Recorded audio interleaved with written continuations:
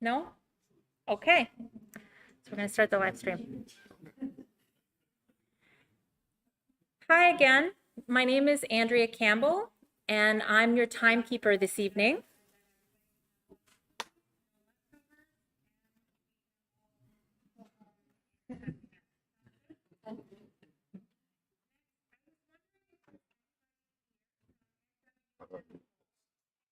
I'm not sure. Oh, where's the sound? There. Hi again. My name is Andrea Campbell, and I'm your timekeeper this evening. There we go. Okay, sorry. So once again, I'm Andrea Campbell. I'm your timekeeper this evening. I would love to welcome our two spiritual advisors, Sandra Indian and Al Hunter, to come up for the opening prayers.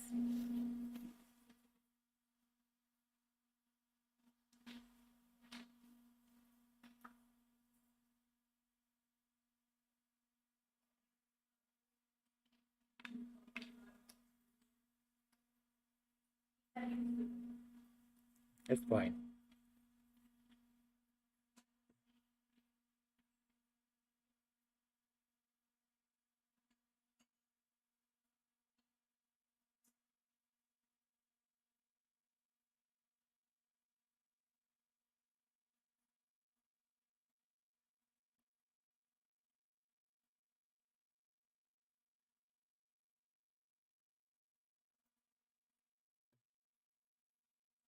Abuyo danawe magnetuk, anishnabetuk. Migitska bijak, migitska bizendawek. Kewe nongum. Awe, on the mea manongum. Ashna, wabanong manituat sokanak. Jawanong manituat sokanak. Nagabianong benesiok manituat sokanak. Kiwidnong manituat sokanak.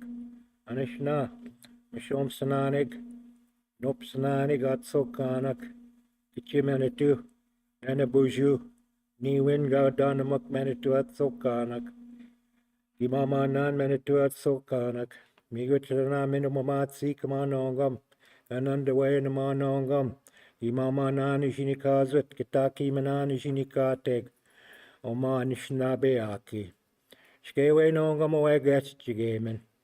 Away Nongam. Aware, we weekend win.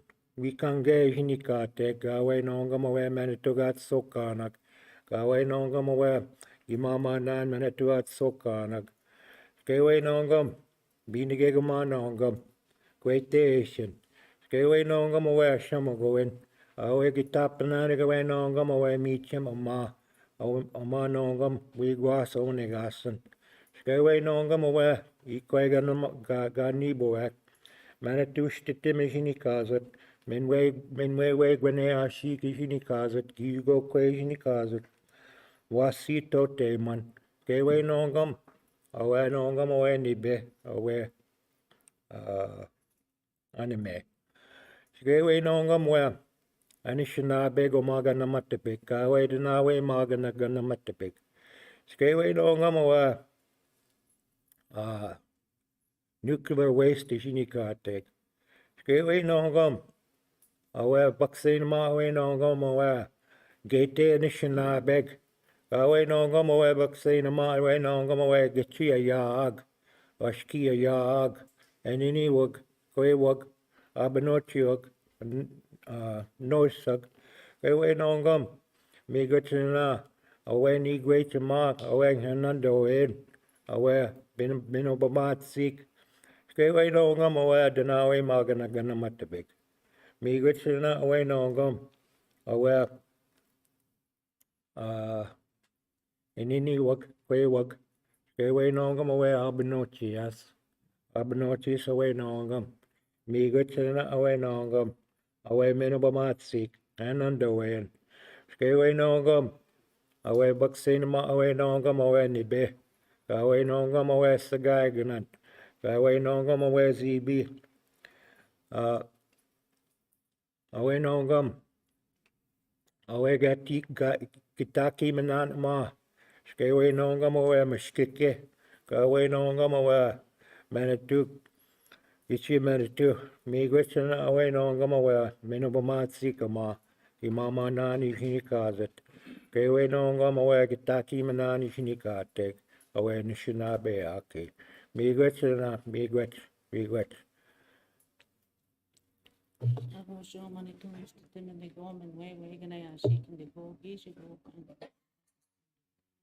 negning dunji ni go choa same kami ni go an ya choa ni be ni go choa ni be ki mission ya bi mat zon mat ken way on apche miigwetch and miigwetch. So in the prayer, I addressed all our spiritual beings, including the Creator, from all the directions, above the earth, on the earth, below the earth, around the earth, and gave thanks to our ancestors, our families, our grandparents, our elders, our men, our women, our children, and also one of the things that's very important is food. We make the food offering to the spirits, to the Creator, and also this water. And so we're going to be passing a bowl around, and ask if you're able to share this food with us. And this food that we're offering is inviting the spirits to come and listen and to guide the conversation in a good way. And this food here that we're going to share becomes medicine for our bodies, our minds, and our spirits, so that we can come together with one mind. And so that's basically what I spoke about. And Sandra spoke about the water and spoke to the water. And so we're going to be passing this bowl around. I realize you're pressed for time, but these are things that we need to do. And then the water will be passed around as well. So, away say magi mini go on. Away no miigwetch. And I just wanted to say that, I had this opportunity yesterday to spend some time in Shoal Lake with some traditional birthing doulas, and the importance of the water and the importance of how strong the women are. And the women are the ones who carry that new life in our bodies, and the first thing that's surrounded is through that sacred water. And so it's so important that we bring that balance here, to this gathering here, the importance of that water, because that's the one that gives us life. We need that water to be clean. And so it's really good to see everyone here, concerned about this, the nuclear waste here that's being proposed in our territory. So miigwetch.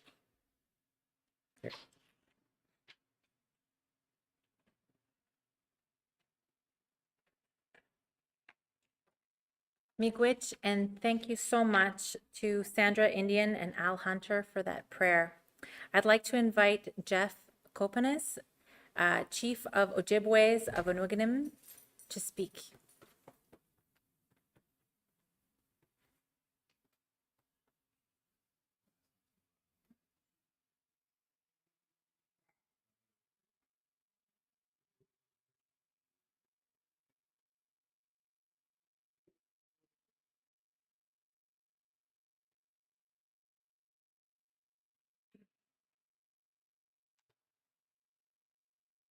Could clip this one on for the audience if you want.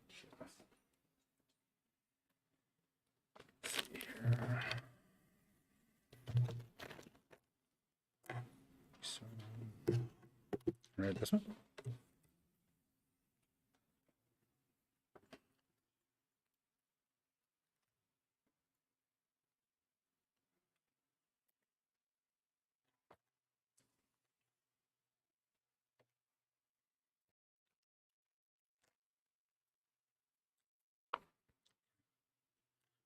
Abuju, Mishkrabin and Dijnakas, Makwan and Dodam, now Bay and down. Miigwetch, Kijigad, for this beautiful day. Miigwetch, Bimadi Ziwen, for the walking the red road, the good path. I was sharing with a woman, a friend from Dryden, that today is 2,052 days since my last drink of alcohol.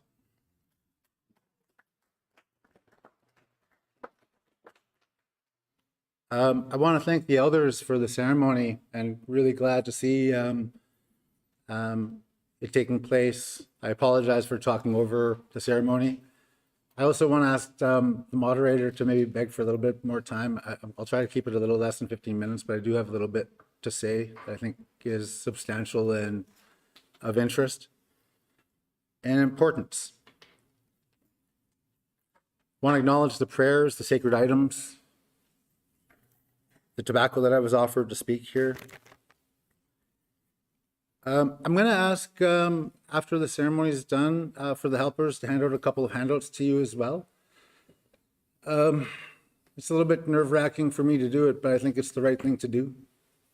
It's an agreement between Grand Council Treaty 3 and the the Nuclear Waste Management Organization. There's also a legal opinion from Galvin's law firm that we're going to hand out to Grand Council's Treaty 3 in Ogitchita from 2020. And that's especially concerning, October 2020. Before I get into that, I just want to talk about my community.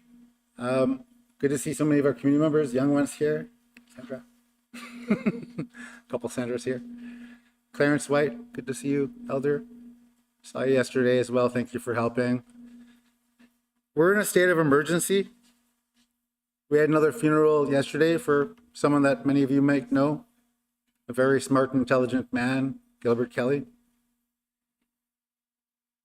I think overall, including the recent one, there's been about 15 losses in our families since I've become chief, the last 13 months.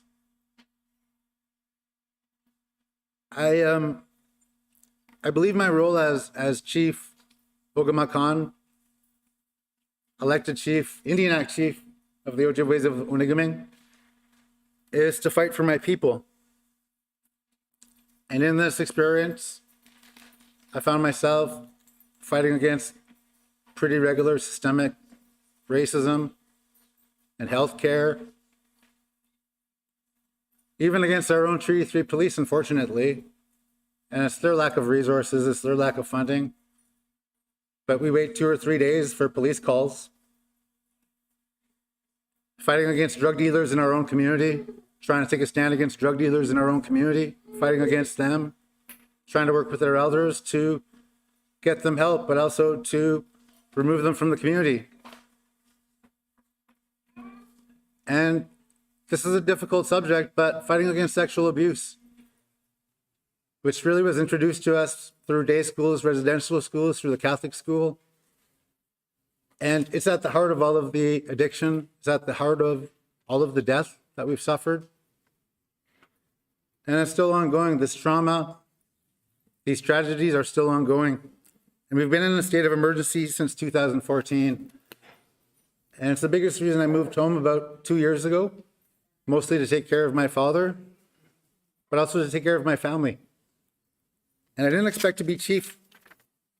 I didn't expect to be chief when I moved home. And now we're fighting for the environment, mostly against the province of Ontario. There's a exploration and claim and mining system that really is an open system around the world. I think we get about a dozen claims on our lakes every month. Our drinking water, the home that we've made for hundreds of years, that we chose specifically for that chain of lakes that Elder Allo White described about our method of making home, of families, of harvesting, of economic trade since time immemorial. And I never expected this. Of course, we're fighting the province and reduce environmental assessments, accelerated development. All you have to do is drive down any road back here and there's very little habitat left intact, not just for the animals and for the fish, but for the treaty right holders, our citizens, and for our non-Indigenous treaty rights holders as well. You too signed treaty with us. But of course, our treaties are to sustain our way of life, the way we've always lived since time immemorial on the lakes and in the lands. And now I find myself even fighting with other chiefs. And that's what makes this conversation so difficult, because I did not expect this. We recently confirmed that the chief of Northwest Angle 37 has signed an exploration agreement on our lakes, on our own source of drinking water, with the same company that we've been fighting for 13 months to stay away from our lakes and not drill next to them, that the province has tried to expedite their exploration, and that we keep fighting every turn, in between every funeral that we have, in between to racing our people to hospitals because we're not sure if the cops or the paramedics are going to show up. I never expected to have to do this.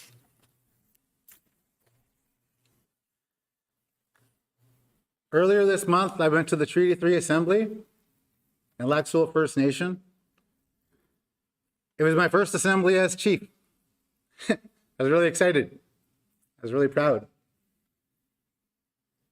The reason I hadn't been to any assemblies is, again, because of our state of emergency and the number of losses. I've had to stay home. I've had to do my best to stay home to take care of people. And when I got there, I was shocked on day one when there was an MOU signing with an organization that their name wasn't even read out. It seemed suspicious to me. I had a couple of other community members come up to me and make comments that they were really worried about nuclear waste, and I had no idea what they were talking about. I'd heard some stories in the paper, but I hadn't been, again, involved in these discussions. And I don't think if it were for me putting my hand up at the last minute, that we'd be even having these conversations. And so on the agenda, there was an MOU signing with NWMO, and that's it, at lunchtime. And when they introduced the executive from the company, they didn't even say the name of the company. They just kept saying NWMO, and we're here to sign this MOU. They didn't give any details. They were just going to sign it. And I finally put my hand up, nervous just like I am now, and I said, "Do you mean the Nuclear Waste Management Organization?" That started a 7-hour debate that spanned 2 days. I woke up hopeful the second day. It was before our National Assembly, so our treaty rights holders, our members, got to witness it online, hundreds of them. And what they heard from other chiefs is this. The chief from Wauzhushk, Onigum, who said that when it comes to nuclear waste, that no isn't good enough. And I challenged him. And I told him that if a woman says no, it should be good enough. And if a First Nation says no, it should be good enough. And First Nations should have the right to say no. We had 2 chiefs from Northwest Angle 37 and Wabagoon Lake who tried to move motions to cut off the debate, who tried to end the debate.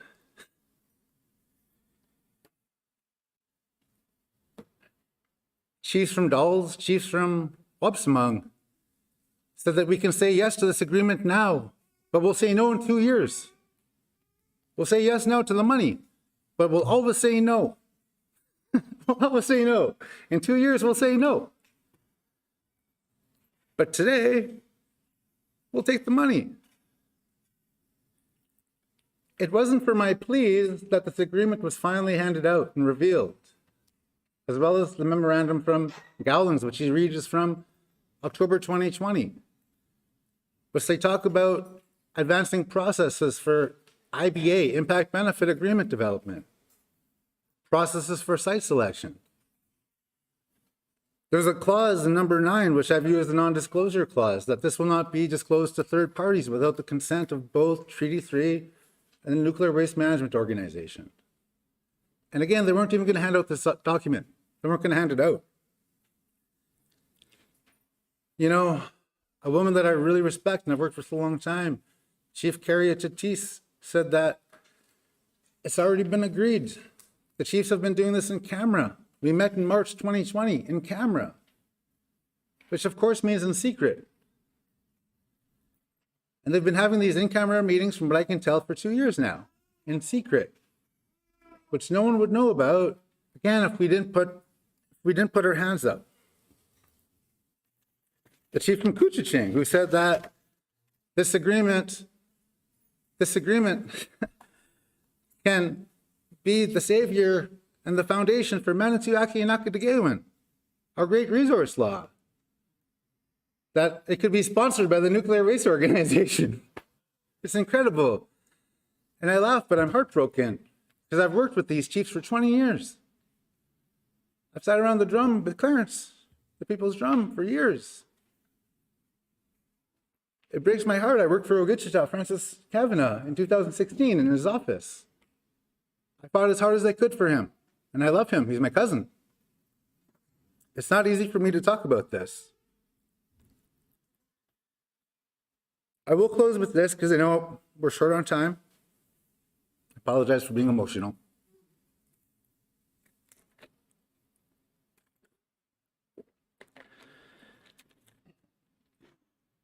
The more I've been sober and the more I've been home, the more I've seen the changes on the land and in the waters. The more cancers I've seen. This repository, from my understanding, will only last for 100 years. Again, other speakers can speak to their knowledge. And then it'll have to be rebuilt. It's 5,000 meters deep, the depth of the CN Tower. Picture the CN Tower, that's how deep they're going to dig in our land to build this repository. My question is, the United Nations just released a report last week that maintaining climate to 2.5 degree change is impossible. That it's impossible. That we're likely heading to 3 or 4 degrees warming by 2300. Who's going to build this repository in 100 years? As society's changes, we're just trying to survive. We're trying to maintain our waters and our future. Who's going to rebuild it? The chiefs? The Nuclear Waste Management Organization? Is that who we're going to count on in 100 years?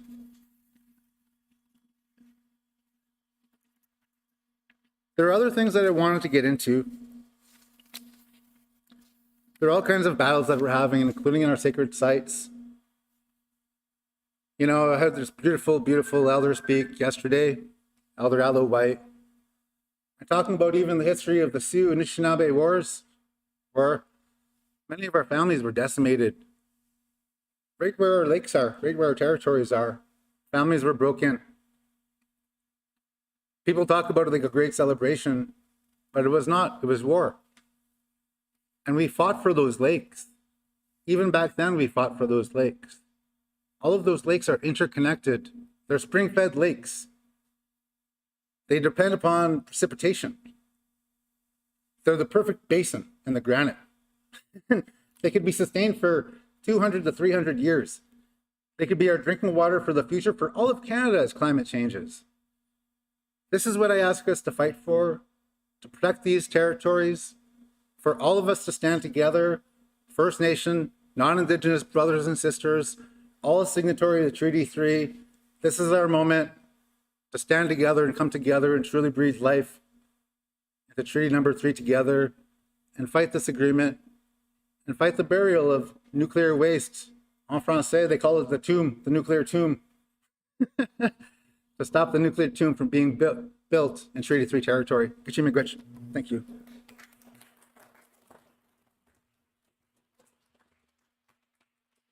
Just want to say one thing, last thing.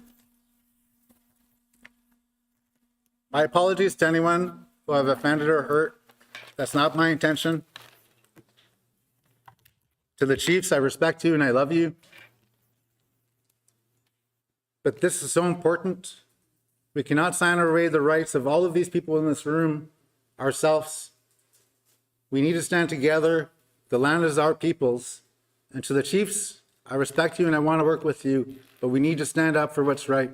Miigwetch, thank you.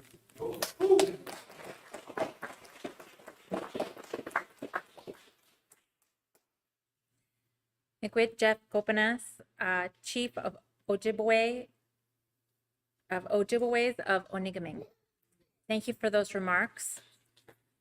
I would next like to welcome Darlene Nectar, an elder and headman of Ojibway Nation of Saugeen number 258.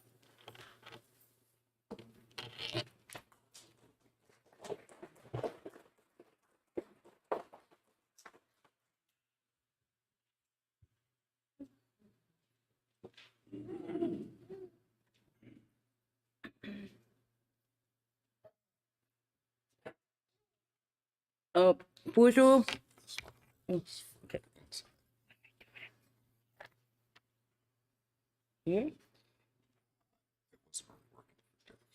I could talk loud. People say that our voice. Yeah. Bonjour, my name is Darlene Necan. I am from the Ojibway Nation of Saugeen Indian Tribe number 258.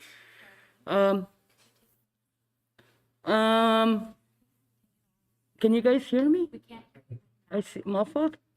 Okay. Well, why I wanted to cover my mouth was I had oral surgery. I mean, we with the C. You guys understand that, right? Snubbick. Okay. Okay, I'll go again. My name is Darlene Necan. I'm from the Ojibway Nation of Saugeen Indian Tribe, Saugeen Nation by Pickle Lake, Treaty 3 area.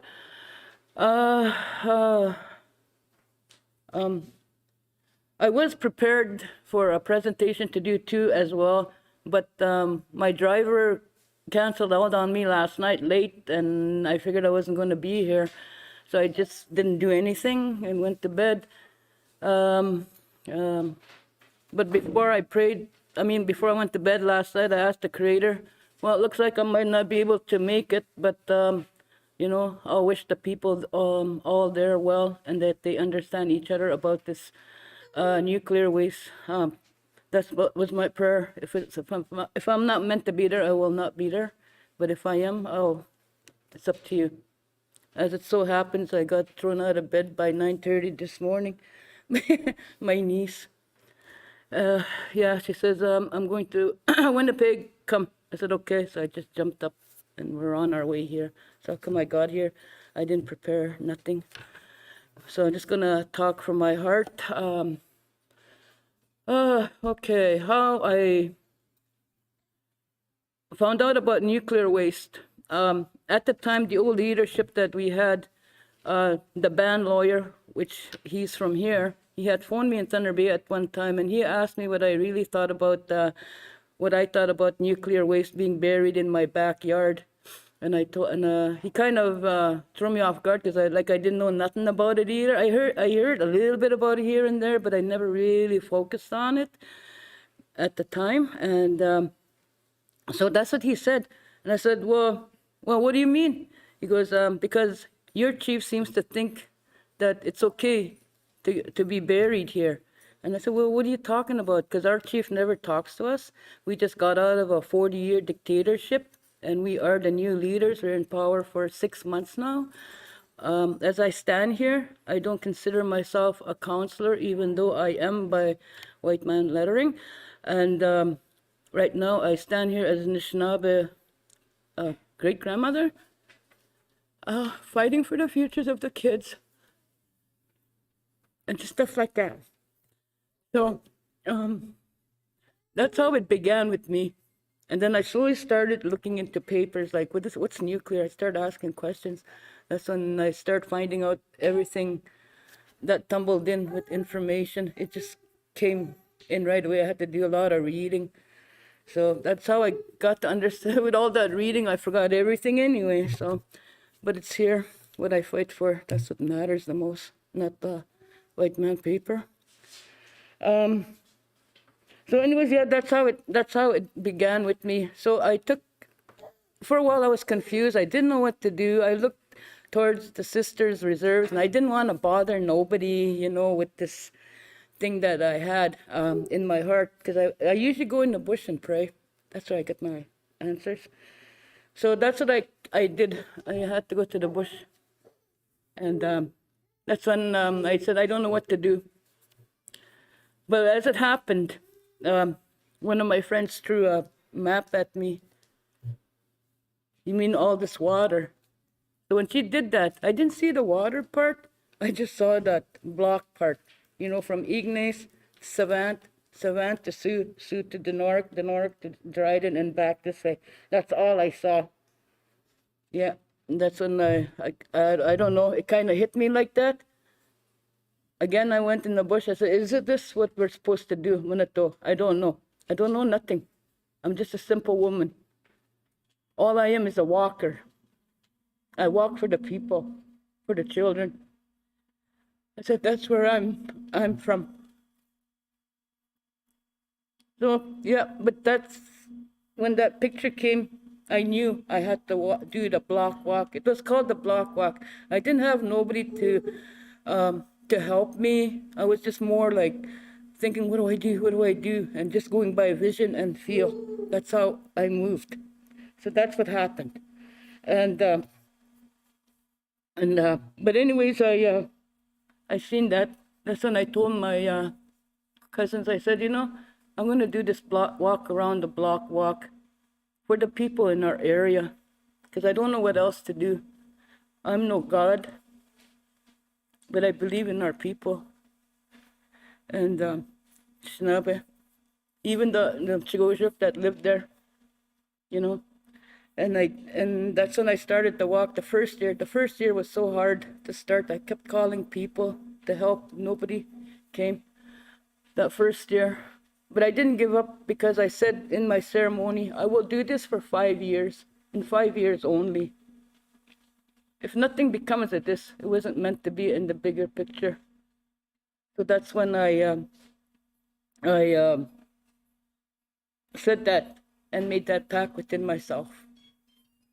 Whoever's going to follow is going to follow, but I got to go. So I'm on my 3rd year now with this walk. The first year was hard. The second year, it was hard again, because I ended up getting diabetes and all that, so I had to kind of cut it short. But this year was really good. I gotta say, Creator works in mysterious ways, and whatever you pray for. I prayed really hard. I said, I hope this year something will happen. I hope this year some people will walk. I hope, because I was tired of asking, reaching out, where I wasn't getting no response from our Anishinaabe nations. So, September, I always start my walk September 1st. September is a beautiful month to walk in. It's beautiful. You see the change. Everything is good in September to me anyway. That's why I chose that month to do my walks. When I do my walks, I do my ceremony too. Okay, and then this year's walk, I was very happy. This one took a different turn. When we went to the Ignace parking lot, I never expected to see a lot of people standing there. I'm looking at them, oh, who are these guys? Because I was so used to just me and my driver, right? So I was kind of looking at them till one of the ladies come to me and said, oh, these people are from Eagle Lake. I said, what? Like that, eh? So she gave me a little rundown, because nobody told me about it. I was like surprised. I said, Eagle Lake, really? Like that, I just went jumping around quietly, clapping, wanting to cry, but I'm always a crybaby. So anyways, when I saw the Eagle Lake people, my heart felt so joyful. I saw the girls, all the ladies standing around for the walk, and they said that they're going to do this walk. I just felt so happy. I said, right on, about time, about time. Prayers have been answered. And it only took us 2 days to walk from Ignace to Dryden. We did the frog leap walk, and we did 2 days. It was so hot. Like, I felt so sorry for them. I wanted to tell them, no, go ahead, but we had to do what we had to do, right? So I prayed, and then we made it, took weekend off, and then we went to Sulakaut. And that's where we kind of had to stop because, again, I was stuck for walkers. And besides over there, because there's a lot of transport trucks that come on that highway, I was kind of fearful for the young ones that wanted to do the walk. So I told them, well, okay, next year. But right now, this is good for now. Because I didn't want to push it. I didn't want to take that chance right now for them. So again, this coming September, I'm going to do it again on the 1st again in September. That'll be the 4th. But like I said, I'm happy that I do these walks for our nations, for everybody that lives in our territory. Black people, white people, Chinese people, Anishinaabe, the land, the animals, the water, the water. Everybody knows water is life. And that is what we're all going to have to fight for. And, just like one lady said too, radiation is irreversible. Think about it, people.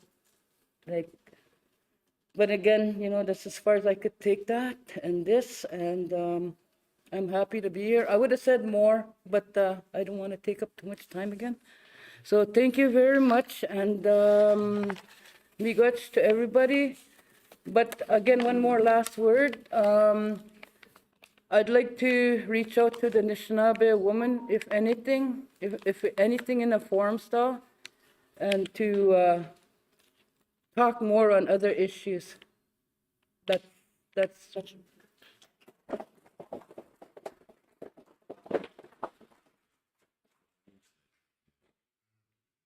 Broke. Okay, we're just going to take a technology break, apparently. This is my child, Leighton. He is 6 months old. He really likes being around people. He's learning technology. There's a bunch of women here that sing. Okay, Is it all right if we yes. So are we live streaming now? We are, I can pause it. Oh, no, we're not again. We're not? Okay. Well, thank you again to Darlene Necan from Ojibway Nation of Saugeen. And I would love to hear some singing. We're not streaming currently. If you guys are shy, you don't have to come to the front. You can stand and sing where you are.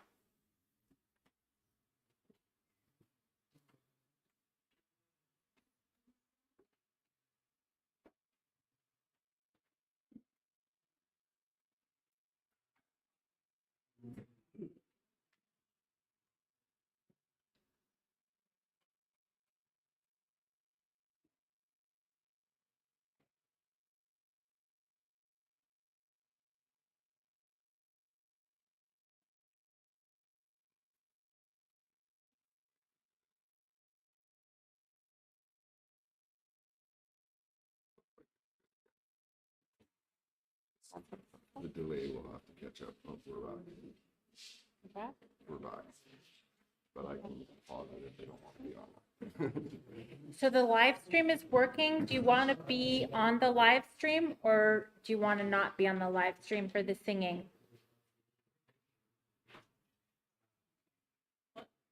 So the technology problem is fixed. Do you want to be on the live stream or not on the live stream? We could also do audio only. You want to be on the live stream? Okay. Okay. Okay. Okay, so I will. Okay, I will introduce you then. Thank you, we're back. Sorry about our technology delay. We're going to have a song for Darlene Nader, help with our healing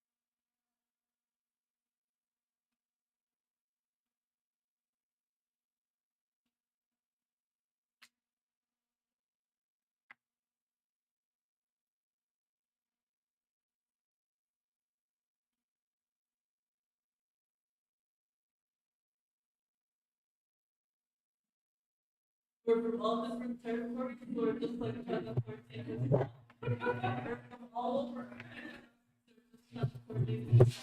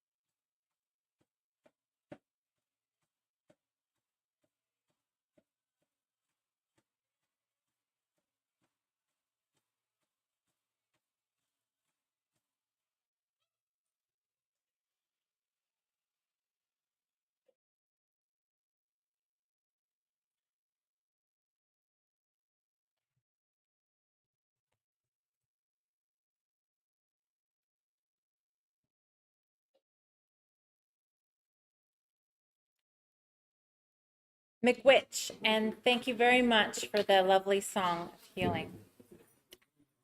Next, I would like to introduce Kathleen Skead. She's from We the North Free, the Nuclear Free North. We the Nuclear Free North. Thank you.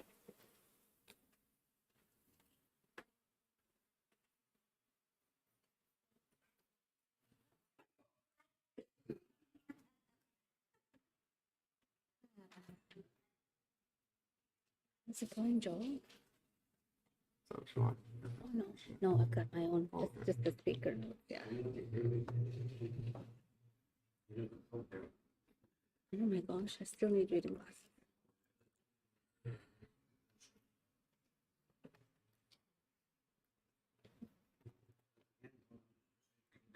Hey, good afternoon. Can everybody hear me? Does this microphone work? well, this one is for the audience in here. Oh, okay. Good afternoon. Good afternoon. Hello. Can you hear? Is it okay, or do I have to talk loud? Okay. Miigwetch. Hi. I just wanted to say Kichi Miigwetch for Judy De Silva and her community in hosting this event. Miigwetch for the spiritual elders and the items at the opening. Miigwetch. Wasegi Shigok Digo Makwat Totem Nisomete Yeni Nis Chibuemete. I'd just like to introduce about how I got involved. In 2020, my sister and brother-in-law informed me of this topic of nuclear waste. I honestly didn't know anything about that this was going on, and apparently it has been for some time already. I just wish to thank them for letting me know about this. My personal thoughts on this topic is that I could not leave this legacy to our future, our children's future.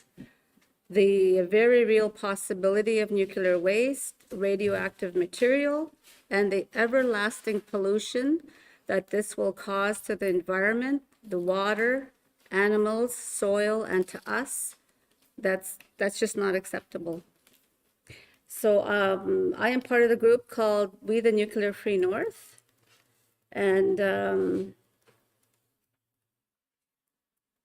we're an alliance of Indigenous and non-Indigenous people formed in 2021, although we did start in 2020 with many online meetings, over 90 meetings to be exact, and we still meet every Sunday. Our group has many committed individuals with the same from our hearts, thoughts, and feelings towards this subject, and I'm happy to be part of it. We also have 7 group alliances. They are Sunset Country Spirit Alliance, No Nuclear Waste Northwestern Ontario, Northwest Nuclear Watch, No Can Do, Nuclear Free Thunder Bay, North Watch, and Environment North. So the main 3 concerns we have as We the Nuclear Free North is one is the uncertainties with the proposed geological repository. There is no approved or operating deep geological repository fuel waste anywhere in the world, despite many more than 5 decades of effort by the nuclear industry. If this comes to pass in our area, we will be an experiment. We will be an experiment. Second is the used fuel packaging plan and transportation. That has so many questions as well.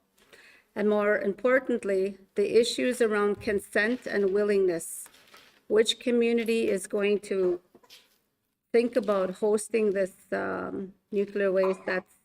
That's a very important question. So I think a lot of people here should speak to your chiefs and council, to your elected officials, and try to get a straight answer from how this is going to work. We, the Nuclear Free North, are very thankful for Elder Roy Ignace to bring this topic to our attention. Chi miigwetch to him. Just want to let everyone know we also sought spiritual guidance on this important topic. We have been gifted by Elder Aloe White with the name Tateo Ganabing which means looking far into the future. We are honored to have received this name, miigwetch. We, the Nuclear Free North, did create and send out 2 postcards, one on introduction of our group and the introduction and awareness for people that Northwestern Ontario is being studied as a deep geological repository. And we also just did another recently with transportation. In 2020 and 2021, we also did write to Grand Council chiefs to introduce our group and the issues. We have also had numerous information sessions in various communities from Kenora to Thunder Bay, miigwetch to our members and alliance groups in going out there to do this. It takes a lot to do this, and I'll have to say I have heard about, there's the opposition against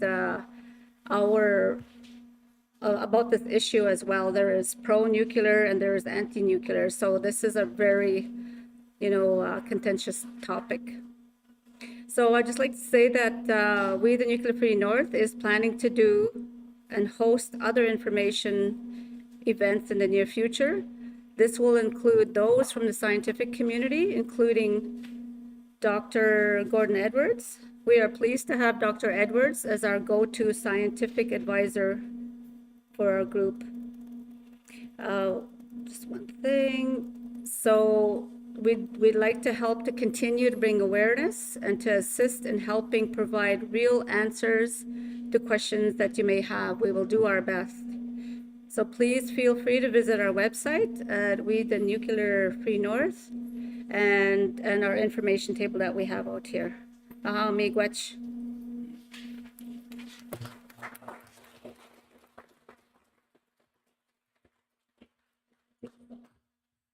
Oh, there it is. Okay.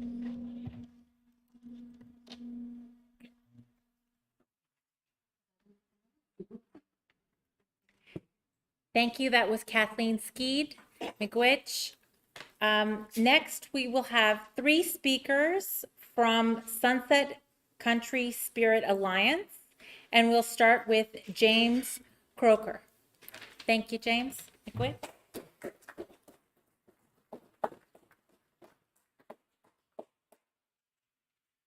Bonjour, and thank you, miigwetch, for the opportunity.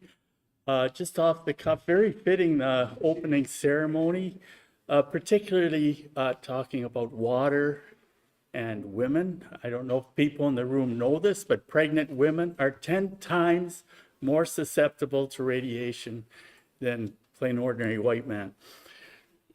Also, to Chief Copenace, maybe I pronounce it wrong, but I feel for you. I worked at Wauzhushk Lake Ojibway Nation for 20 years. I have very dear friends in Wauzhushk Lake Ojibway Nation.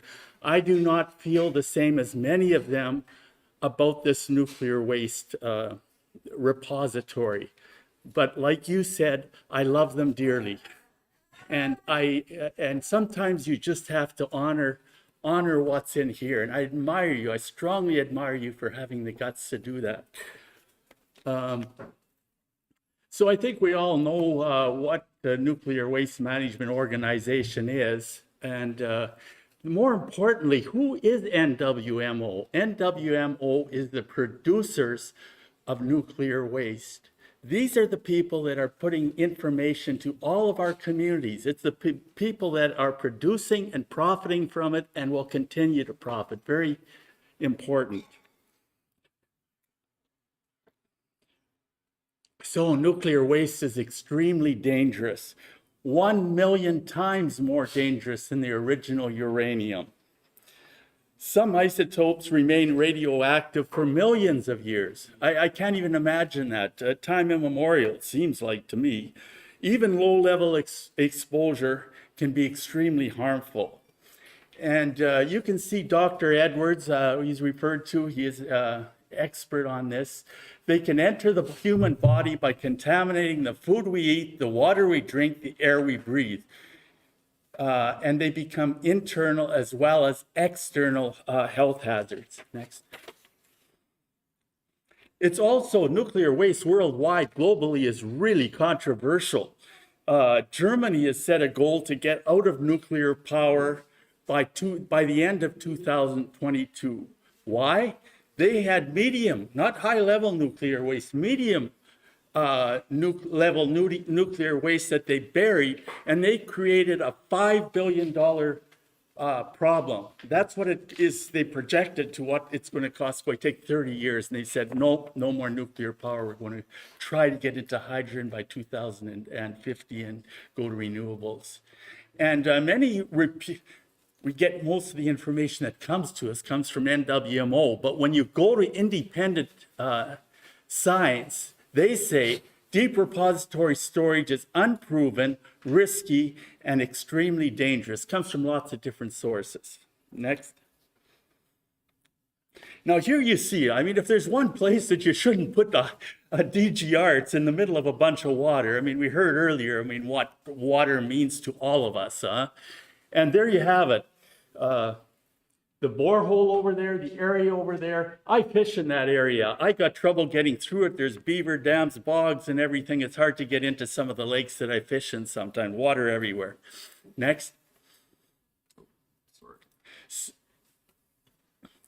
So anyway, that's the local watershed. Now when you go more broadly and you see where everything goes, it lands up in Lake of the Woods and beyond. It lands up in the English River system. And I think we have some people, a lot of people in the room from Grassy and from maybe from Wapsamung too, but they could instruct us on what could happen if you make a mistake with something that's very dangerous. Next.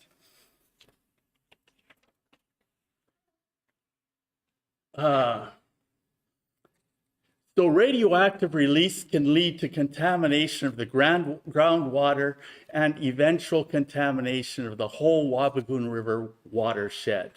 And there's people, many people, some of the people in this room earlier said that water is the greatest long-term threat that we have with this proposed repository. Next. Now, you know, already NWMO is looking at shortcuts. They say, well, we want to do the planning, we want to do the licensing, we want to bury it down 500 meters. That's how we want to deal with it. But you know what? In the meantime, maybe we'll just do put some into shallow storage. They have it in their plans. Really, that's what they're saying. No environmental, no nothing. We'll just put it, you know, that's nuts. Any temporary storage before licensing should not be allowed. Next. And then there is the flawed process of consent and lack of independent scrutiny. You know, I'm from City of Dryden. City of Dryden has a catchment area of 25,000. That's where all the services and everything are. But yet, Wabigoon Lake Ojibway Nation and Ignace have a combined population of, say, 2,000.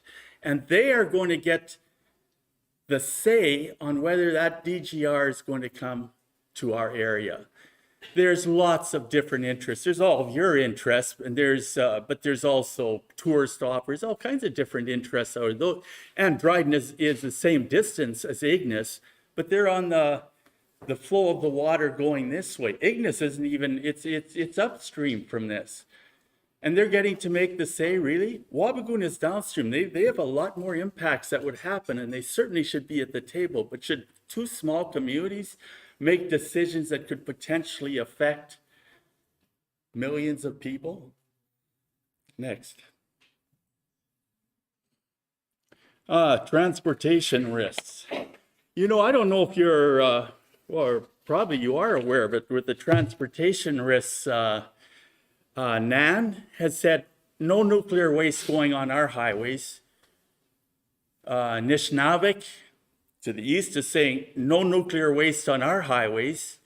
Yet NWMO is saying, oh, we're so sensitive to Indigenous and all this and that and the Royal Commission and all this, blah, blah, blah, blah, blah. Yet they're not listening to them. They're not responding. If you ask them about, they don't say anything. They're silent on it.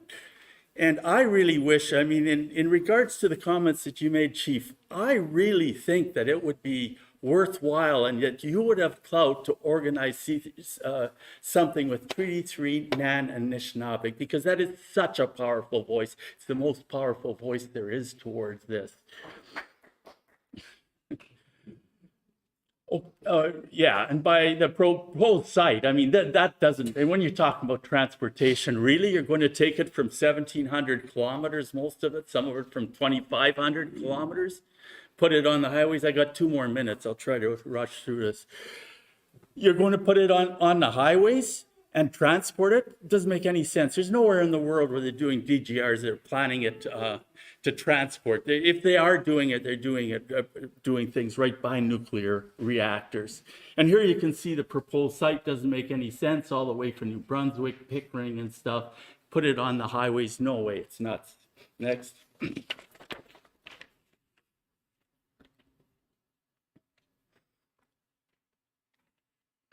So, you know, once you have nuclear waste, you take it on the highway and you're spreading the risk through all the communities over there.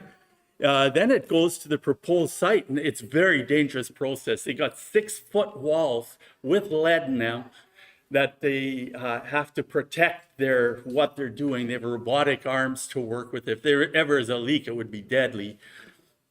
So that's another risk, and that also could be handled probably more safely at the sites where they produce it. Again, Dr. Edwards, it will release radioactive. If there's a accident, we're in big trouble. So long-term proof of stability of container and buffer. NWMO is telling us that what they're proposing, a 3 millimeter film, spray-on film of copper, is going to protect us for, I think they said 7 million years. In Sweden, they've done tests, and they're proposing 50 millimeters, not 3 millimeters, 50 millimeter copper encasement. And they've just had some tests, 15-year tests, that have said that there might be risk of corrosion leakage within hundreds of years. Millions of years, hundreds of years. Who are you going to believe, huh? Anyway, next. Now, respected leaders, I'll go quickly. Four respected leaders, United Kingdom, Germany, USA, and France, used to be in regulation, high level in regulation, got together, made a joint statement that they should not continue with nuclear waste because it's so dangerous. They should stop, and that they have not figured out on what to do with nuclear waste storage. I got the signal that I'm done, so I don't know if you want me to keep going or not. Give me a couple more minutes. I'm going fast. Next. I'm a negotiator too. Japan. 5 former prime ministers in Japan made a joint statement, and they said, we were wrong. Why were they wrong? They listened to the people that were, just with the startup of nuclear waste, they listened to the people, think NWMO here, they listened to the producers that said, it is safe. And they had a big catastrophe there. Said we should have never listened to them. Next.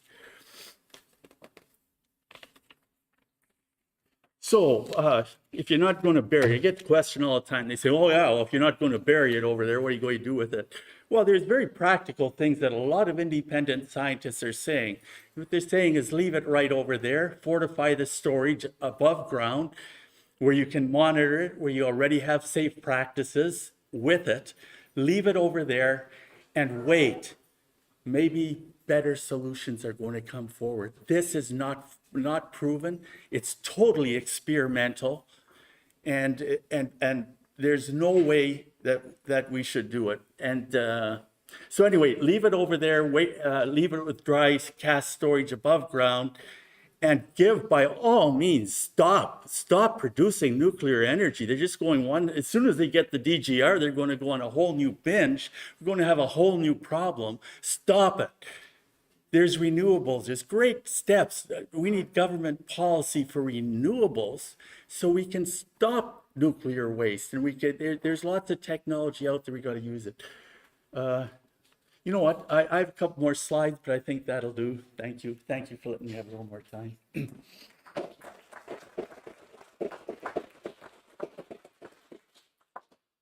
Miigwetch, that was James Croker from Sunset Country Spirit Alliance. Next, we have Sylvia Green Gurnett, also from Sunset Country Spirit Alliance. Thank you.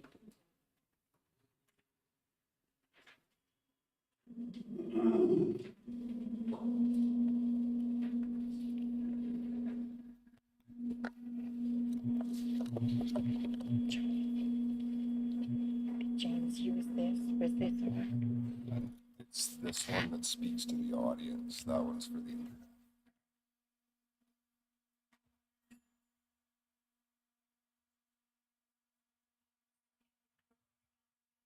Pardon?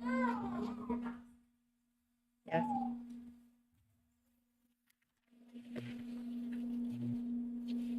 Okay.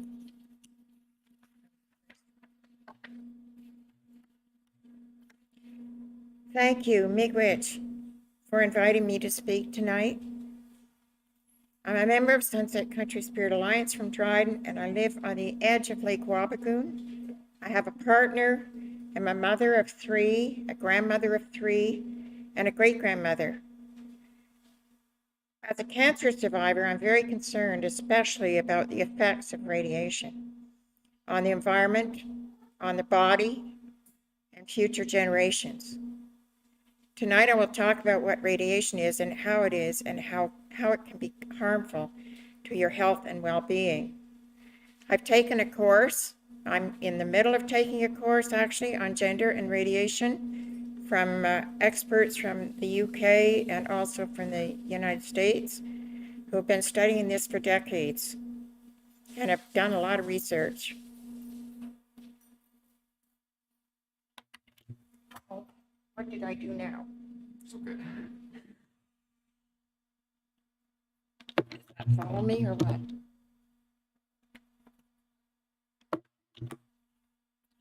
I'm going to ask you to use your imagination a little bit. And this is a nuclear fuel bundle. One of the nuclear fuel bundles that has 37 nuclear fuel rods inside of it. It has been in the reactor now for 18 months. Then it was put in water for 10 years in order to cool it somewhat.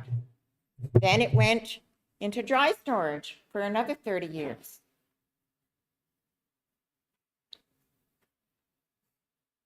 Now it's 40 years old, and if it is only 1 foot away from me, I will get very, very sick. It's still radioactive. It'll stay radioactive. It'll stay chemically reactive, and it will stay, what's the other one? Chemically reactive and, sorry, I've lost myself. It's colorless and odorless, and it's invisible. My hair is going to fall out from this if I'm this close to it. And I'm going to get vomiting. I'm going to be nauseous all the time, and my skin is going to start coming off. Now, if there's 4 of these that's 1 foot away from me for 1 hour, I'm going to get very, very sick, and I will die within the month.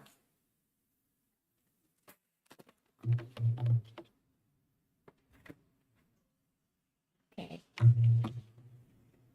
There are no other objects more dangerous than these nuclear fuel bundles anywhere else on Earth, says Dr. Gordon Edwards, who has been already talked about. He's the president of the Canadian Coalition for Nuclear Responsibility. The NWMO plan is to transport 4 to 5 million bundles and bury them in the proposed EGR. That will be about 110,000 tons of high-level fuel nuclear waste over the lifetime of that NWMO project. This waste of more than 200 different elements many of which have never existed on Earth before the nuclear age, will remain radioactive and so on. Some are going to remain active for weeks to a few years, and others will stay extremely toxic and dangerous for hundreds of thousands, even millions of years. We receive radiation from the atmosphere, from the sun, from the minerals in the soil and so on, and medical apparatus, microwaves. That's what they call background radiation. And in Canada, the average total is 1.8 millisieverts. That's a unit that they go by, that they calculate by. Slide 3, please. And that's from testing 10 different cities, in 10 different cities. But Winnipeg is over double the amount of almost the rest of Canada. When I attended the DNEEC, that's the Dryden Nuclear Education and Engagement Committee Forum, I asked, is it true that nuclear power reactors are not necessary for producing or providing medical isotopes? Because that's a big question, people say. And the NWMO is always touting that. They need them, they need this power reactors. And she said, well, no, actually, isotopes can be produced by the smaller reactors and particle accelerators such as cyclotrons. And as a matter of fact, we have one in Thunder Bay, and it's right next to the hospital at the IDA building there. You probably all are familiar with it. NWMO uses this as one of their excuses that we need to keep using nuclear power. But you don't need a forest fire to fry an egg. We receive radiation from mining, milling, transporting uranium, and in nuclear reactors. And the nuclear fuel waste from the power reactors is by far the most toxic and is called ionizing radiation. So you might have heard that term used. And so that's what we're going to talk about now. Ionizing radiation is produced from a fission process in the nuclear reactor, and it has 3 different types of material: alpha particles and beta particles and gamma rays. So that is slide 2, please.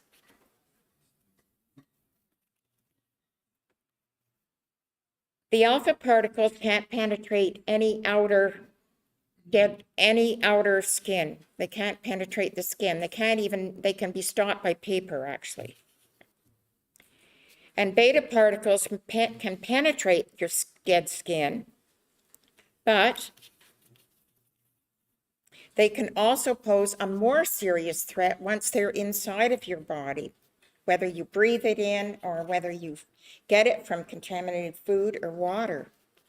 Gamma rays are like waves, and they penetrate the tissue even farther than the beta and alpha particles, and they also get ingested or when you drink from contaminated water or other liquids.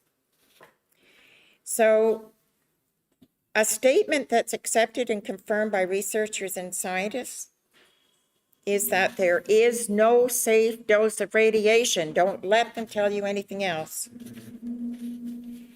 However, the combination of how much radiation you're exposed to, of what type, and how often you're exposed will determine the effect on your cells and tissues. Radioactive, some of these, they have different ones. Slide 4, please. Different ones in your body. I'm just going to say, from the inhalation, how do you get it? Actually, how does that actually enter your body? You breathe it in, or you ingest it again with the food and water. And on the outside, the way you're exposed is through the skin and through wounds. And plutonium, iodine, I'll just give you an example. Iodine is one particle, one material that comes of those over 200 materials from the fuel waste. And it is really easily accepted by the body because we need iodine to have a healthy thyroid. But when it gets radiated, when it's irradiated, then it is very, very harmful and it will cause cancer. Now, there's so much cancer involved in different parts of the body, in the lungs, in all the organs and the tissues. And in particular, young children are very, very vulnerable, especially from age 0 to 5. Pregnant women, the reproductive system, that is the most vulnerable of all, which James mentioned. And all the standards were actually made for men in the age of 20 to 30 years in perfect health and with a certain weight and height, and they didn't even take into account anything about women, children, or the unborn. None of that was taken into account when they set the standards. And as we know today, and as I've learned very much about, it is not at all acceptable rates that they are saying that for employees, for the public, or for anyone else. So unless you are really well protected and have the right kind of protective clothing, then you are going to have, from any facility, any nuclear facility, including the DGR, you are going to have some radiation exposure, and it's not going to be good.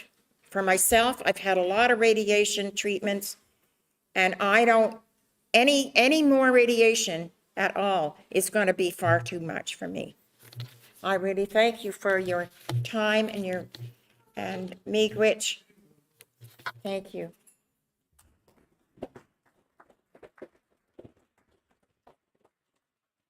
Oops, gotta get this on. Can't see it.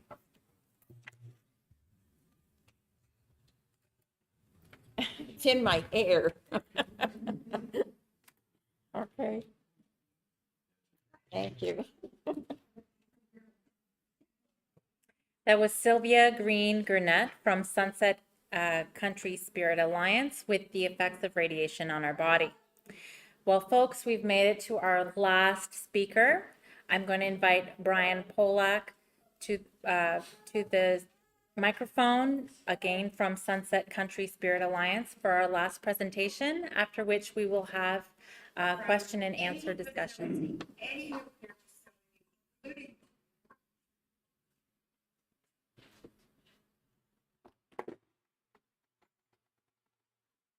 I don't think I need the mic here or whatever. I speak quite loud. I would like to thank everybody that's here. I'm a lot different than a lot of members in our group. An ace is an ace with me, and a spade is a spade. NWMO is not your friend. Will never be your friend. NWMO has got a mandate. Their mandate is to take nuclear waste and stick it in your backyard. Period. All you people in this room, you realize how big this project is. The world is watching this. This has been attempted 10 other times. All 10 have failed badly. People have died. This is going to be the biggest nuclear dump site ever done.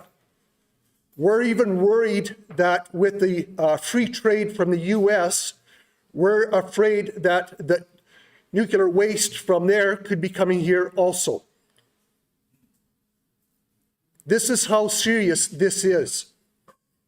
The nuclear industry and NWMO are fighting for their lives right now. The cost for nuclear power is going up, up, and up.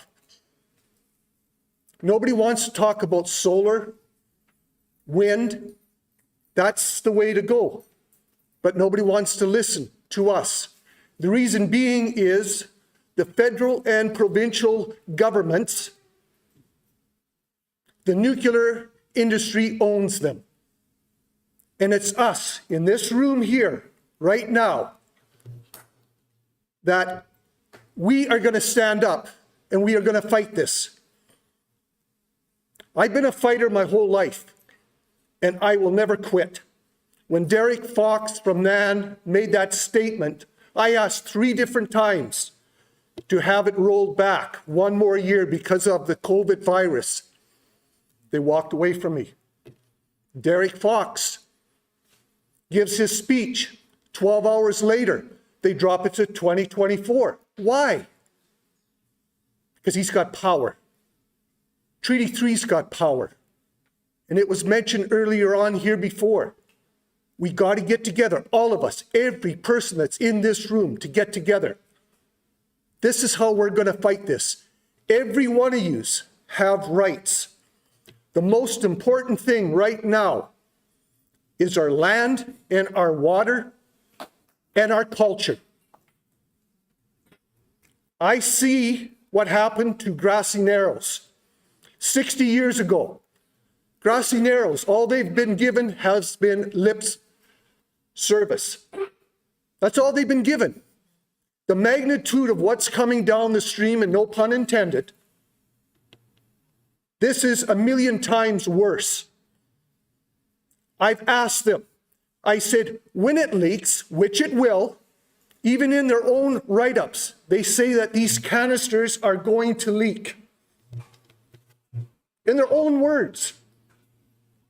So why would we accept this?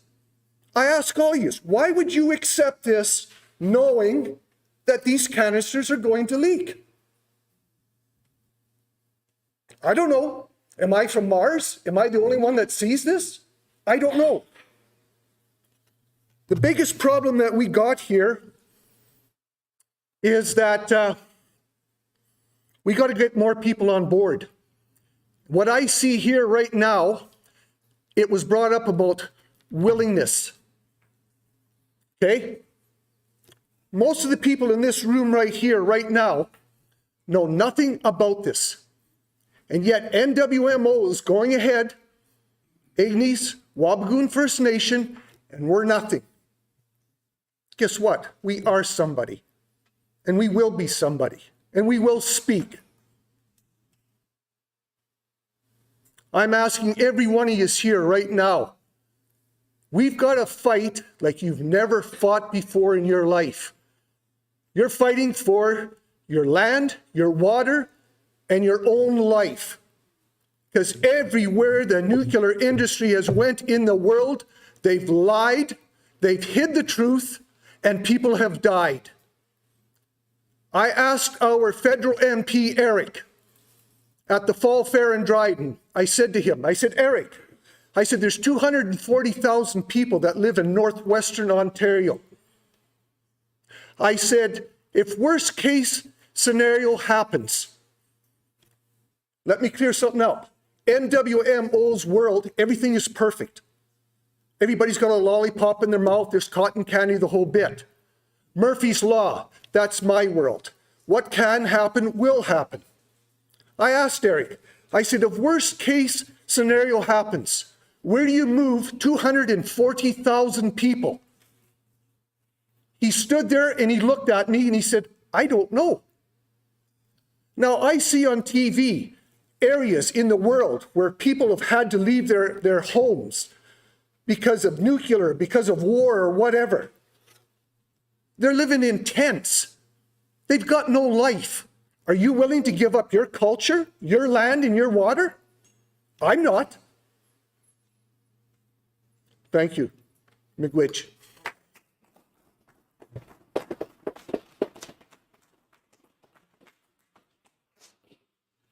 Thank you, Brian, for those impassioned comments. We have reached the question and answer discussion portion of our evening. We would like to keep the live stream rolling for people at home who couldn't come due to illness or distance. We know how far and long time it takes to get to places in northwestern Ontario. So I've set up some chairs, and if you feel like you want to speak, I would invite you to come to the mic. If you don't feel comfortable coming up to the mic, I might help a little bit for the people at home and paraphrase what you've said on camera. And so I open the floor. And if you feel like you want to answer the question that's been posed, please also feel free to come up and speak. Come.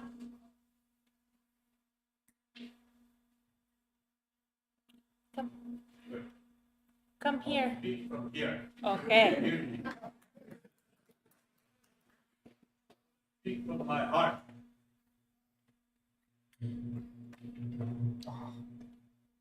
I've been long enough to understand what happened. I can go here. I can go back 82 years. I watched. I've been a leader, a chief in my community. My brother here was the chief. And I heard my brother. A chief is accountable.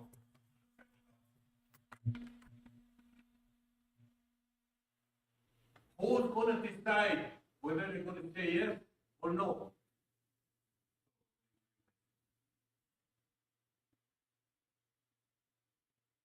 Certainly not going to be the chief. The nation is going to say, a treaty-free nation. Nation is the people. We are the nation. You look at chief. I was concerned about that. Off the bat, I was concerned about that. Right off the bat, when you matter of fact, I never heard of what these presentations once they ever hazards that I'm out. And that's what I'm concerned about. And it's not me, it's not us. It's that little one you carry. And her children, or is he a he or a she? I don't know what. We don't know. Children. Unborn children. That's who we got to be concerned about. Not us.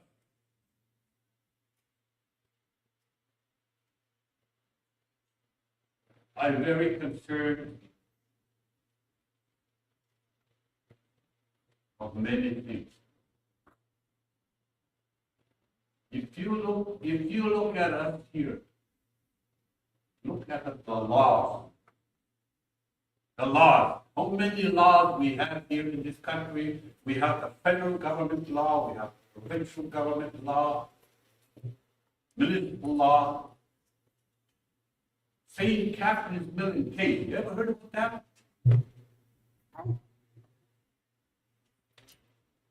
Who's going to fight the government?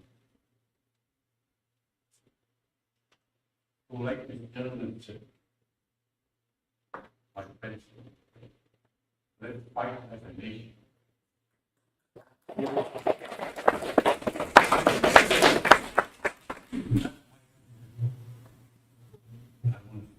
I want to support my brother over there and all the rest. I want to be there, even though I'm 82 years old. I want to be there and say no to what is said. That's my opinion. I'm going to live forever. children, children. That's only that. Where I live, there's 4 rivers running down from that.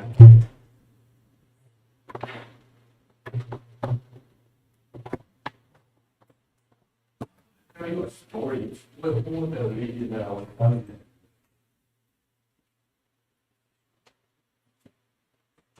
My grandfather, he used to take us way back in the bush, walk 30 miles in the bush. But mosquito that time, nothing had to walk. He took us in the bush, and in the marsh area, we have to walk through marsh. Tracking, teaching us the environment. What is that? Medicine, everything. Then he got to the marsh. He was digging in that soft marsh. Figured out water was coming out. And he did that from the marsh. Here, me and my cousin, 3 of us. Here, drink that. I looked at it, put about 1,000,000 bubbles. You were in there. And it was not something. No, you did. So all 3 of us needed it. So we drank it. He didn't bother. And he explained to us after that. You know that? That is the best cancer medicine there is. The best medicine. The little bug that you swallow, you're the one that you know all the Thanksgiving in your body.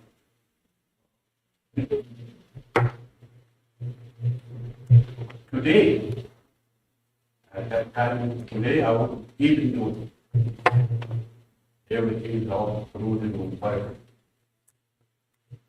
So I just want to say that. Remember that. Kung saya gawat yang sabi Kathleen. Iya.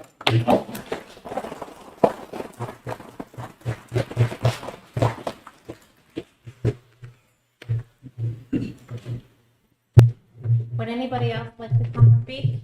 I would encourage you to please come up to the mic so that the people at home can share in your wisdom. Please come.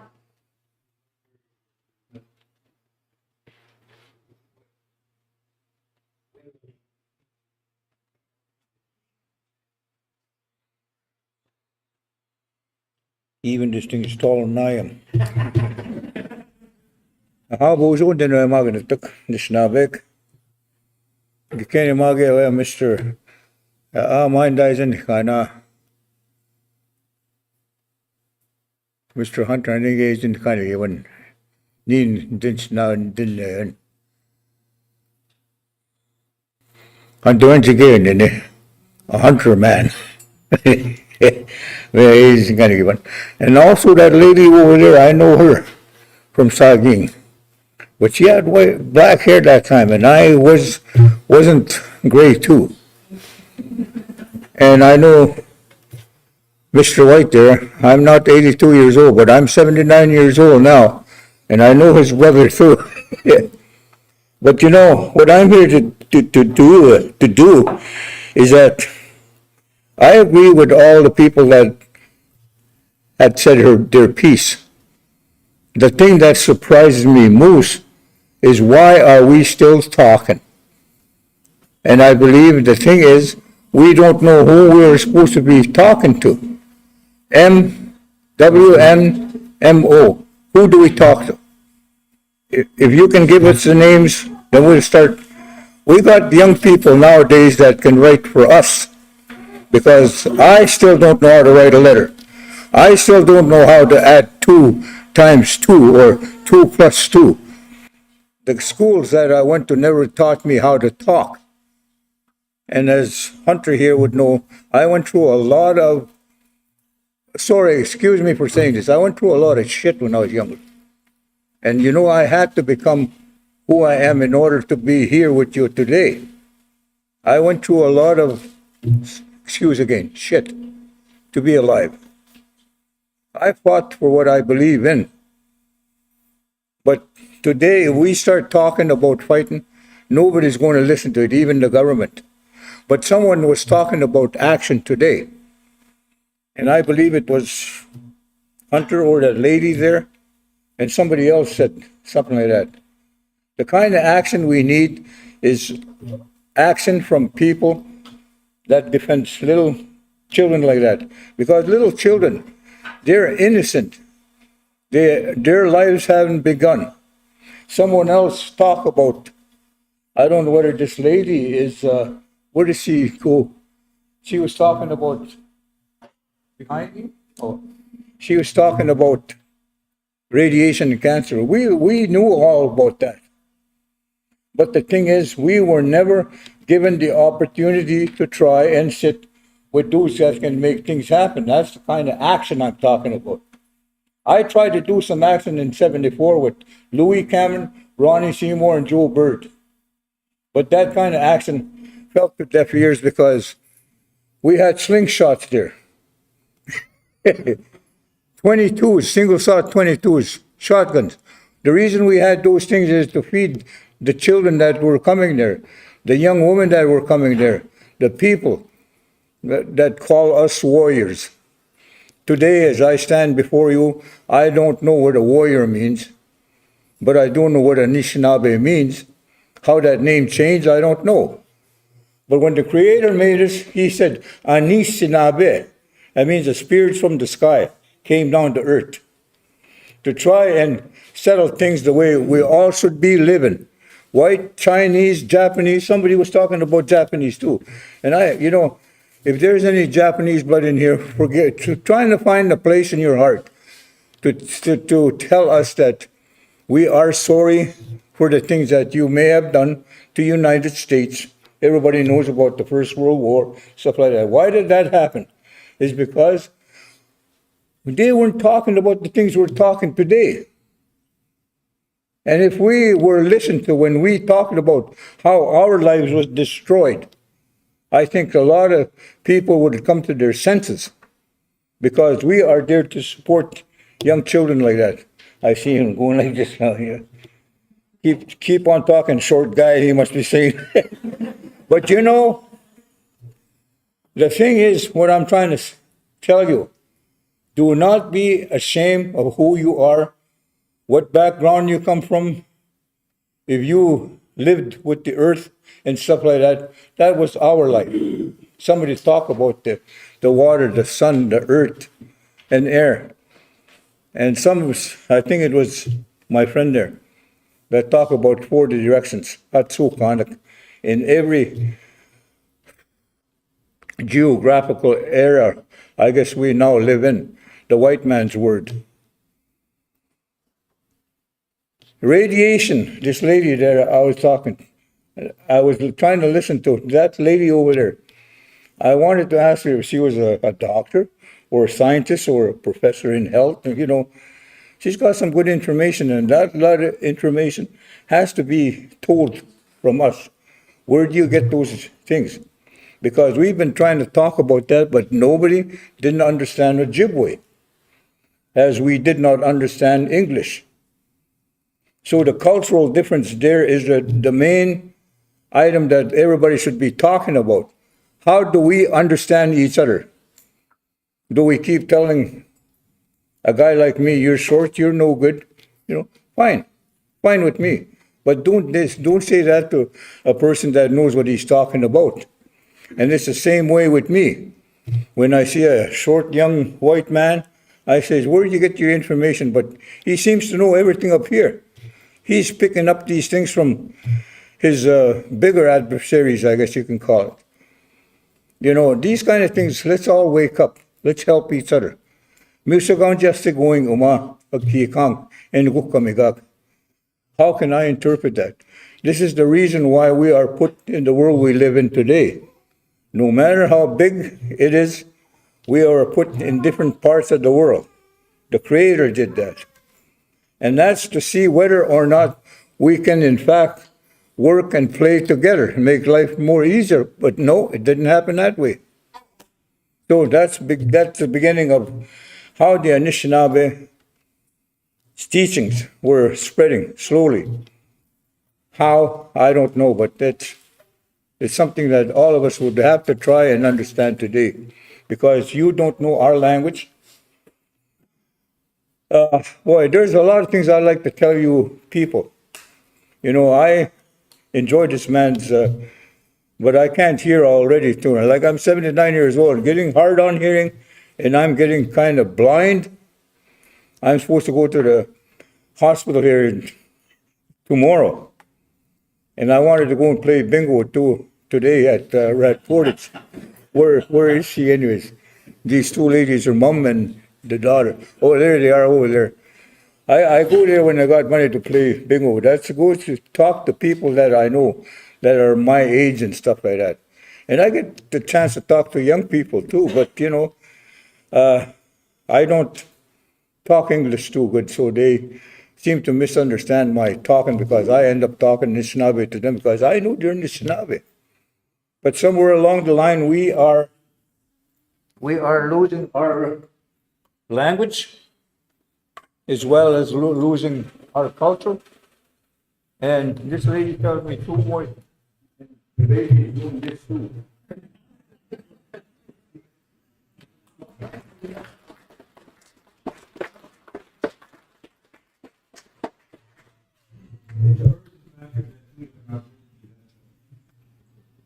We know what life goes on. How we live.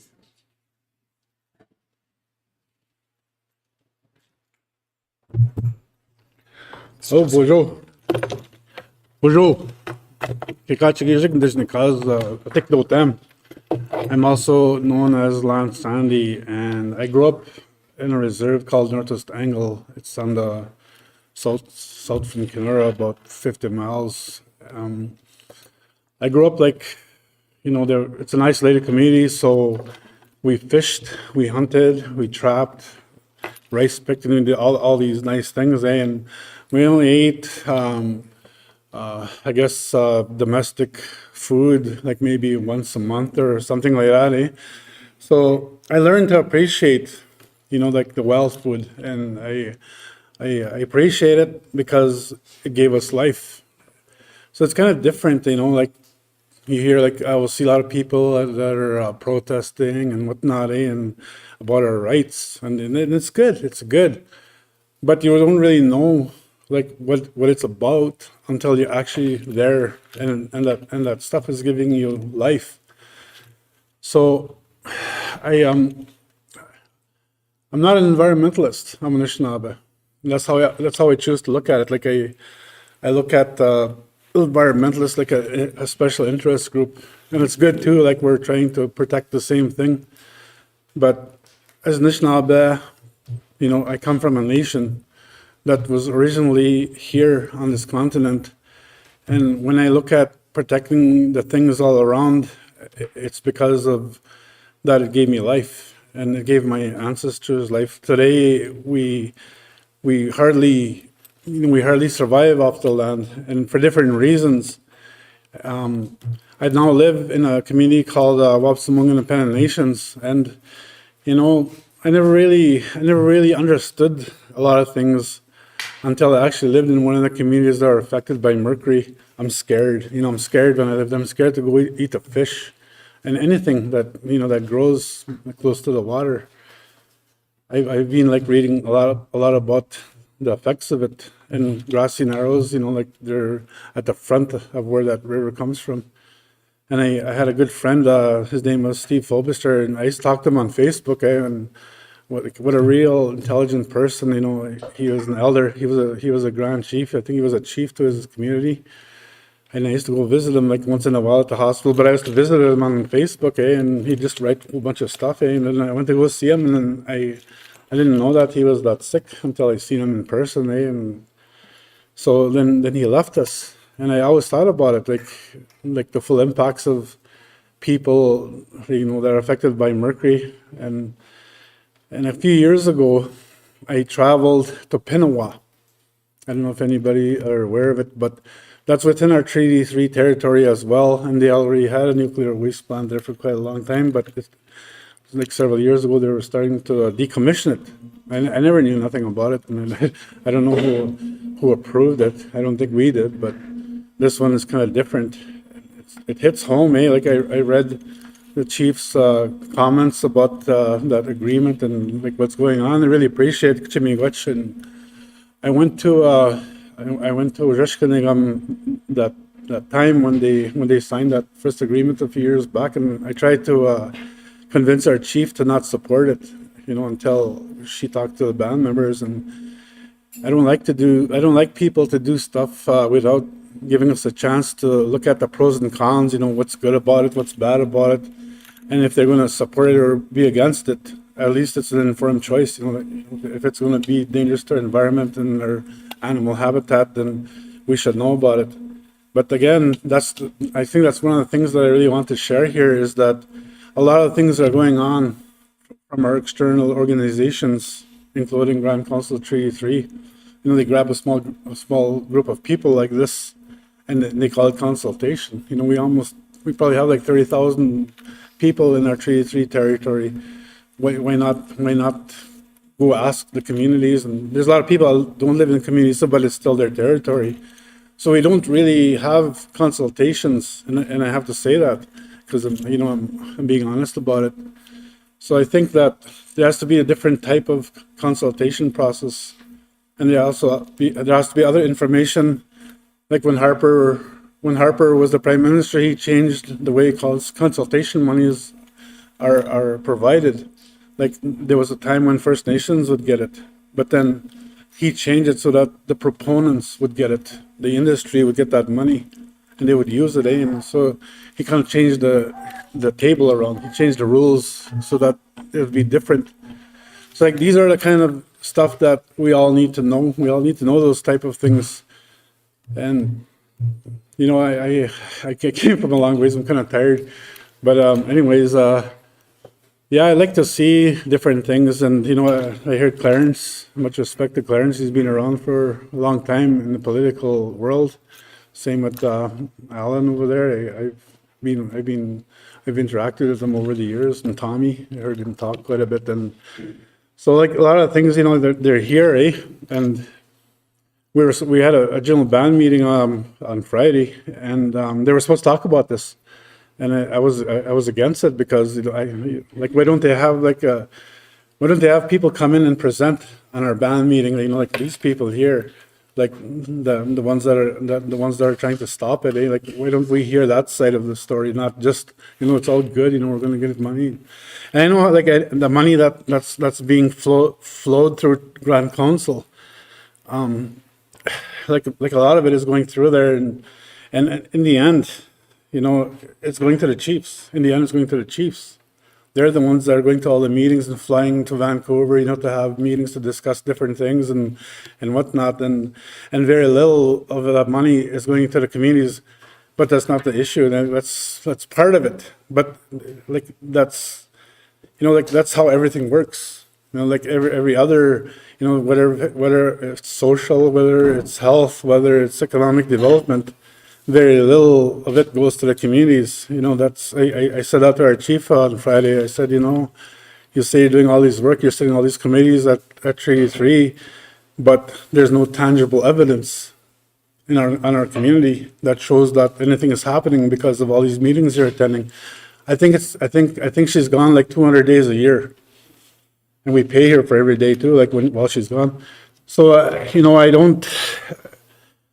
think that when we elect our chiefs in our communities, we don't elect them, to go sit at all these committees. We elect them so that they'll work for our community. If they go, that's fine. Eh? If they go to those meetings once in a while, but it doesn't turn out that way. And I talked to the Grand Chief one time. I said, you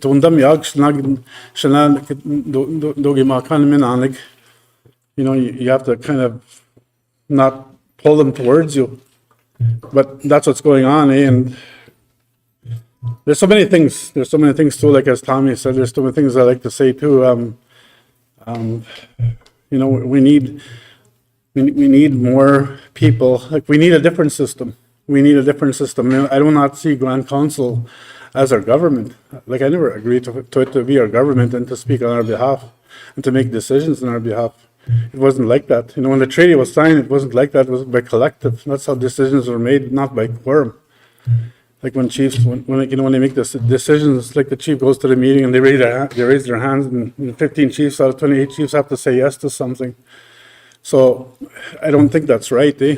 And so for me, I'm against this nuclear waste site in the Treaty 3 territory. That was the other thing, is that, you know, this is our territory. Like the things inside of it is reserves. And reserves are not nations, they're just reserves set aside for Indians. That's what it says, right? So they're not nations. The nation is Treaty 3 itself. So wherever anything is done, we have to know about it, and we have to decide as a collective, you know, as a people, we have to decide that. And so those are the things that have to change. We have to change that somehow. And Jeffrey, we were planning at one point, maybe about 5 or 6 years ago, there was going to be 4 people from each community, and we're going to use your roundhouse as the meeting site. And Jeff, the other Jeff Anderson, he was the one that he was kind of coordinating from your community, and we're gonna meet, and we're gonna talk about traditional laws and traditional government. And you know, like, it's the people that have to do that. It's not chiefs, not grand chief. It's the people that have to decide it. We the people do not give a mandate to the grand chief.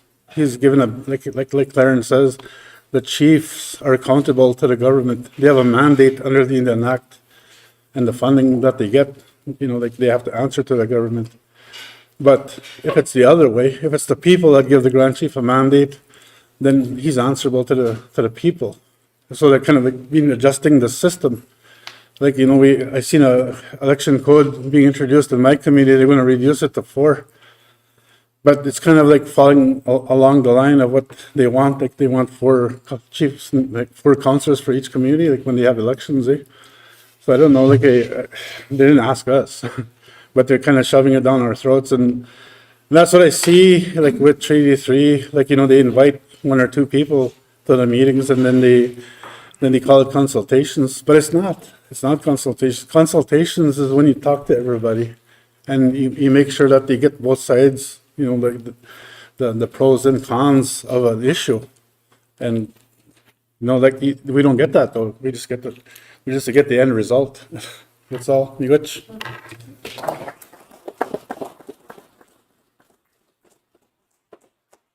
We've heard from a few brothers. Would there be any sisters in the crowd that would like to speak? Also, just vocational position in class, I'm going to speak about my coach.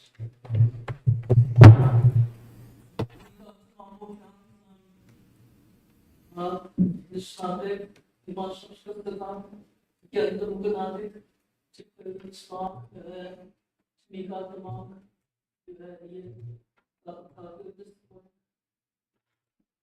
Kendisi iyi bir konu. İyi kanaldan bir bayağı vakti dersen miigwetch takip.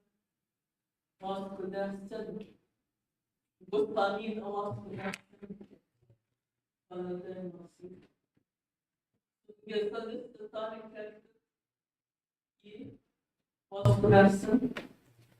Ignace Kenora,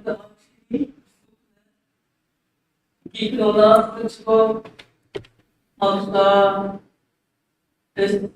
Tabor, Tipo, Jimondaga, Sukan, Papadekun, Astika, Sukan. He gave away and then he won book. The other subscription come down and he took that. The other Panego, Chaparama, Mother Saman, Beecham, the woman, together movement. Let's just call it on command. Taking out in the amendment from the back.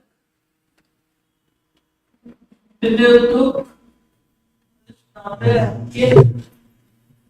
the go Shnamen demand. Kitchen a cut equal. Go where Ikaki कानों की किसी शाप पे काकी तस्वीर पेश करेगा इतस बिना magic देखो का खमन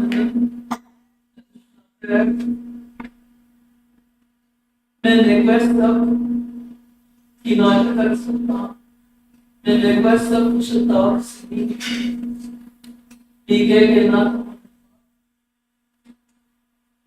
इतस के concept of web, in the stomach, we know the good spot web, the fish the costume, people said another one that costume, the king, party, to the top, to the mouth. The box where people square schools comes under as we now measure to speak out as measure to speak out thinking that way she square among some three he square among he said the parts go or hours. Those que master del agua, pueda agua, agua. Peter, Peter, to go to the first Congo, and what's so Peter, so Yeah,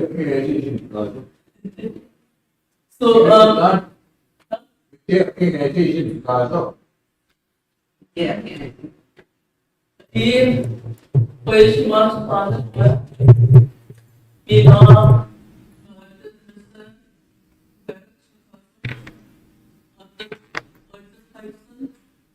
Andrea, just class. Kathleen, not a good just woman, much on December. He's very good, talking on. Father, we thought the Nemat Market schools in Tanzania. Now, where the gift box market that we then introduce on cheap box. So, keep up, you know, with the summer, then she's not facing small wages. Some basic economics, self-control, or basic inflation sheet, yes, the piece of it. We know how sovereign and so the cheap. Study, community not eat, not eat.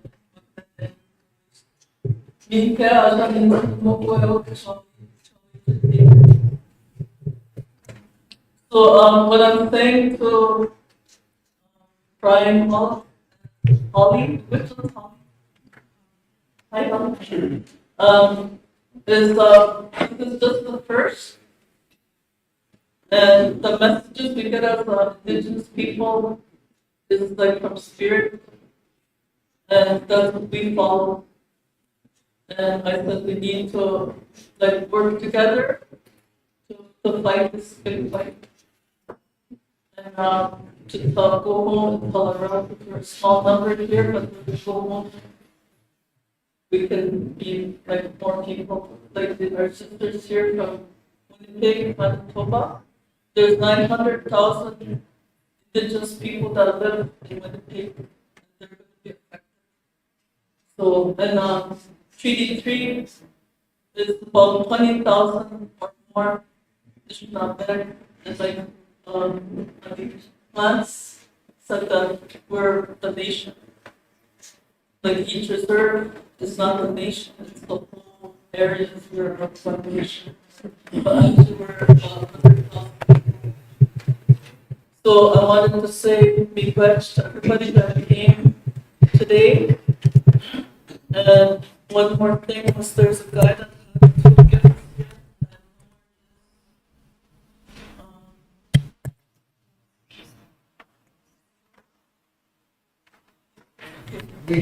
gifts here.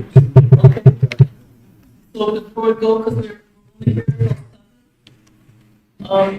anybody else want to say anything? But I wanted to bring that my brothers that we need ceremony to go on. So I'm putting that on now. My brother's right there with us. And so we need ceremony. Concept namin natin mag-cheese-pan, mag-fancy, mag-tumilan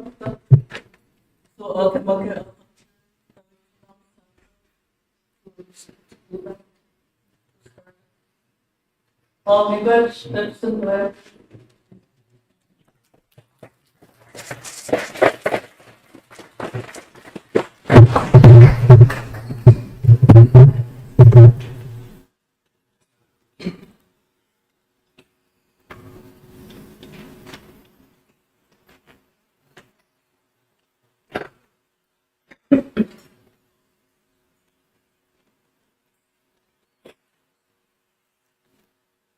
Obujo danawe mavinetuk. Nishnabetuk. Moshkwe gabo indigo hatik toten manitud batumung indonje. For many years, I resided in Minnesota and stood hand in hand with our brothers and sisters in northern Wisconsin and Minnesota as they fought against the mining companies to protect wild rice and fishing and hunting. And one of my friends was the late Walter Brissett, Makuntsijinikazu. And he used to talk about treaties. And something he said reminds me to speak of it this evening.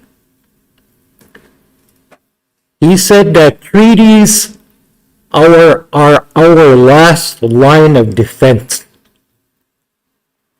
I don't mean Indian people, I mean all of us. Treaties are the last line of defense against total destruction.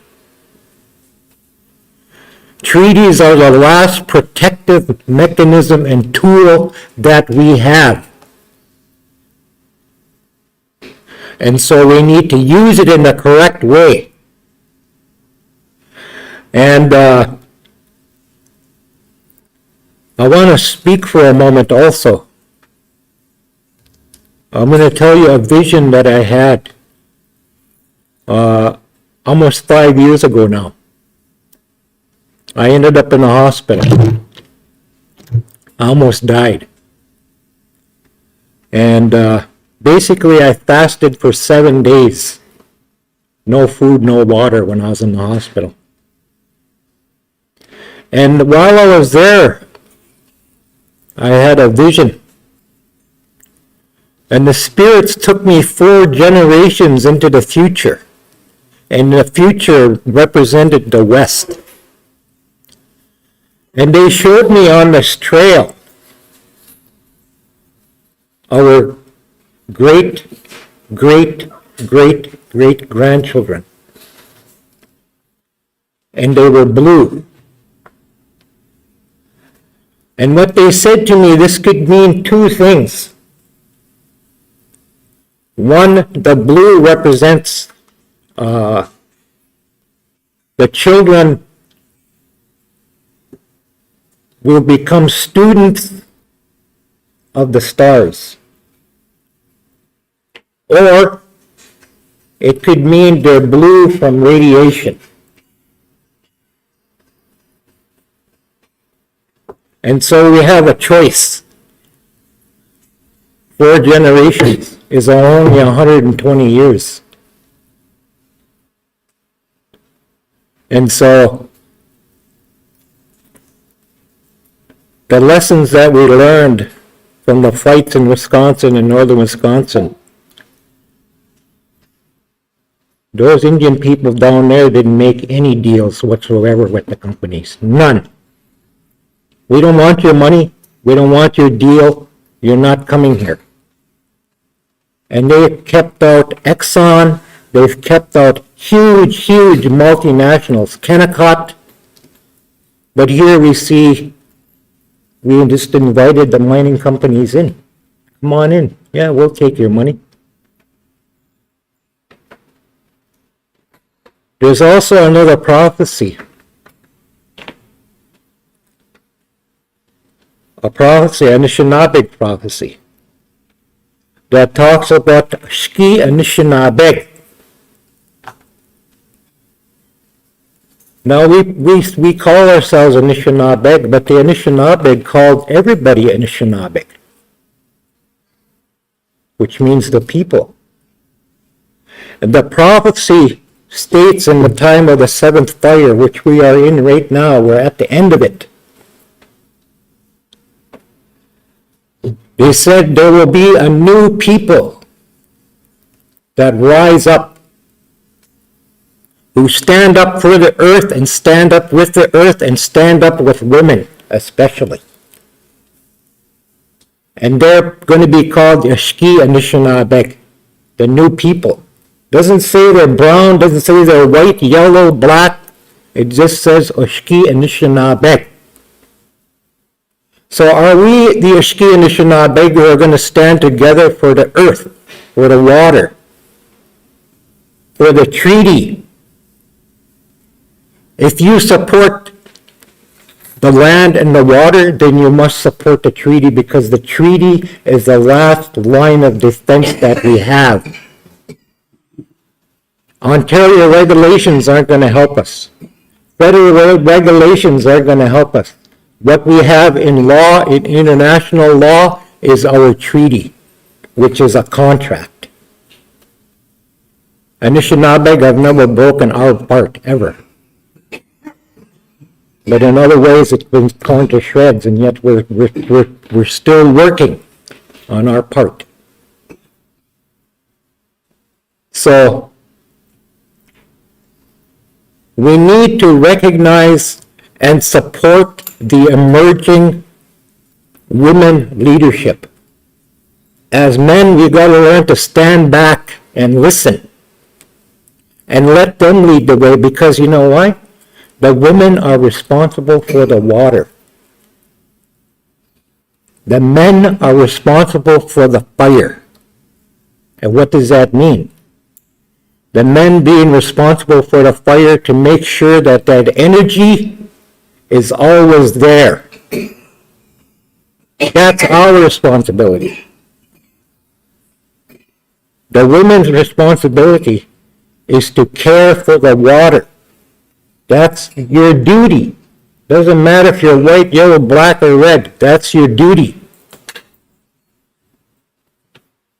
And it's our duty as men to keep that fire burning.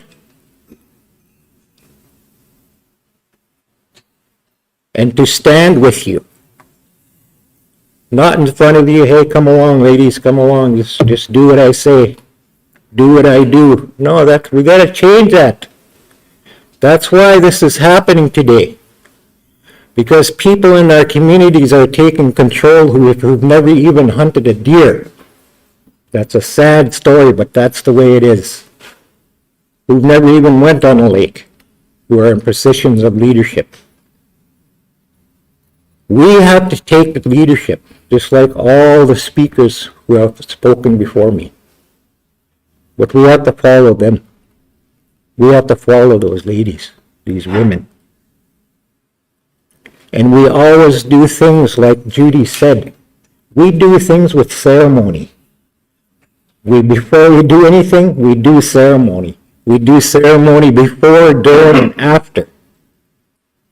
That's part and parcel of who we are. We're not going to consult the government about what to do. We're not going to consult the governments about how to carry on. We consult the Creator and the spirits. We speak to them. The water has a voice. The trees have voices.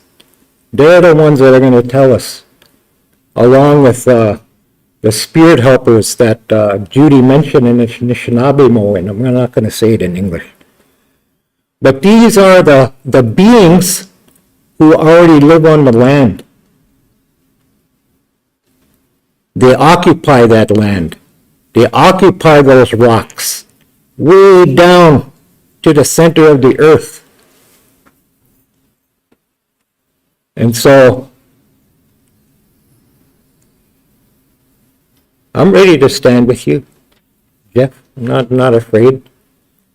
Just like these other men who have spoke, these other women have spoken. We're not afraid. And it means, maybe what it means to us as Anishinaabe, we're the ones that call for a national assembly to hear the answers from the chiefs who are supporting this. Why are you doing this? Who did you speak to? Did you speak to your community? That's where we need to start in our own. We got to get answers from our own leadership. What's your position on this? Did you sign your name? Why? What gave you that right to sign your name without talking to us? This is what we're going to do internally. But as allies together, we need to work together. But know that as Anishinaabe, we do ceremony before, during, and after. And so you might want something to go 3 hours or the last 6 hours. You got to be ready for that. That's just the way it is. Okay? So, lots of great information. We need your maps. We need your info so that we can start presenting this to our own people.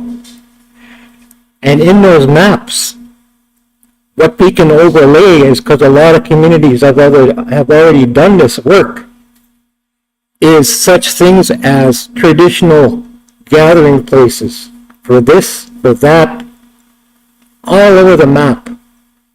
And all that territory, I'm sure, is all mapped out with the medicines, the fish, the sacred sites, everything. Because this isn't about putting a hole in the ground, okay? This is about what's there, what needs to be protected, what's already in danger. So, I wasn't going to open my big mouth tonight, but it ended up being that way. So, glad to see my friends, and I respect Judy so much. She's the real deal, and so are all these other ladies and people here. So I want to thank you, and miigwetch for inviting me, and miigwetch.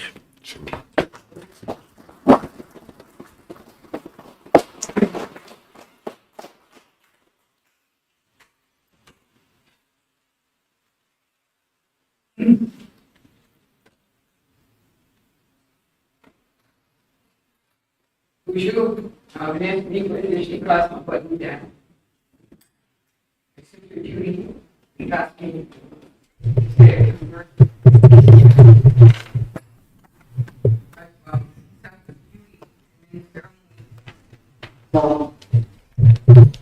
The things that we do at Classe Julie for 28 years, the community of Bronx. I've never said no to Julie.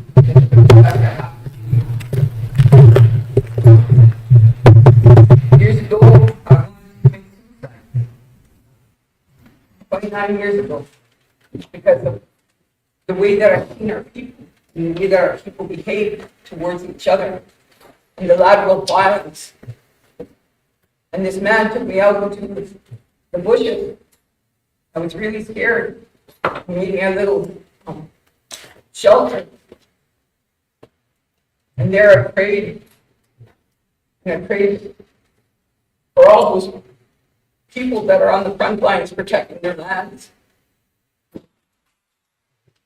Mind you, I was very scared. My fear was aliens. Today, I don't fear them. Because I've seen their ships and everything else. But at that time, I prayed for all the frontline people, the ones. And I've been there with Judy in different places, supporting, the issues around grassy narrows, but other people too. And I know the impacts of the land that industry has. And at that time of my fast, I was thinking, I can't just pray for grassy. I got to pray for the alfalfa. I got to pray for the miigwetch. So I just went all across the land. And there was beings that came and sat with me. There was birds, there was animals. And I thought, how beautiful they came to sit with me. And one of my last thoughts, as I was going to sleep that night, was, where would I be without these beings? I was so grateful that they came to see me and sit with me. The next morning, none of them came. There was no birds singing. There was no animals. It's the most lonely feeling I ever had in my life. It's like I lost something.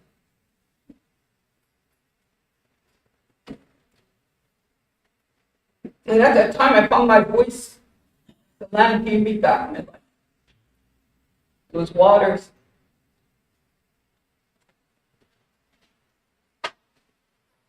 So I'm here because I feel it's important. Judy informed me the effects that it'll have on our lakes and waters too. In the future of our people.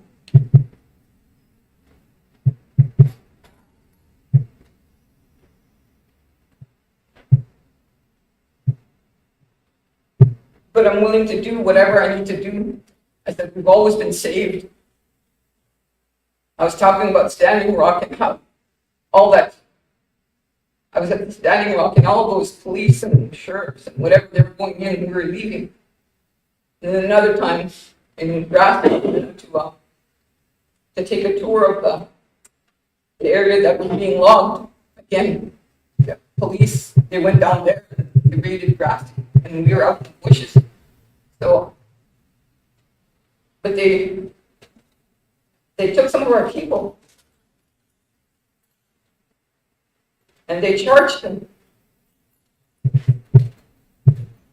And because of what we believe in natural law and all the things that make us who we are, they're still intact. And Judy's been one of my greatest teachers, and anytime we don't know, we always go and fast. I remember my mom saying to me, she says, we fast so much, but you're still chubby.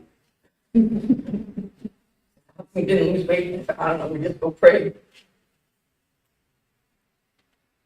So you have an ally, and I don't see borders, I don't see, the treaties, because I believe I'm a Anishinaabe from down by Lake Manitoba. I'm originally from San Jose. One of my grandmothers migrated from Red Lake. And so, again, I don't see borders. To me, we're all Anishinaabe. But I'm willing to help any way I can. Because we all belong to this land. This is where we were lowered. In our creation stories, we were lowered here. And I believe that there's no land, there's no water, there's no culture, just like he said. And then what are we going to leave behind for our children, our grandchildren, and those yet to come?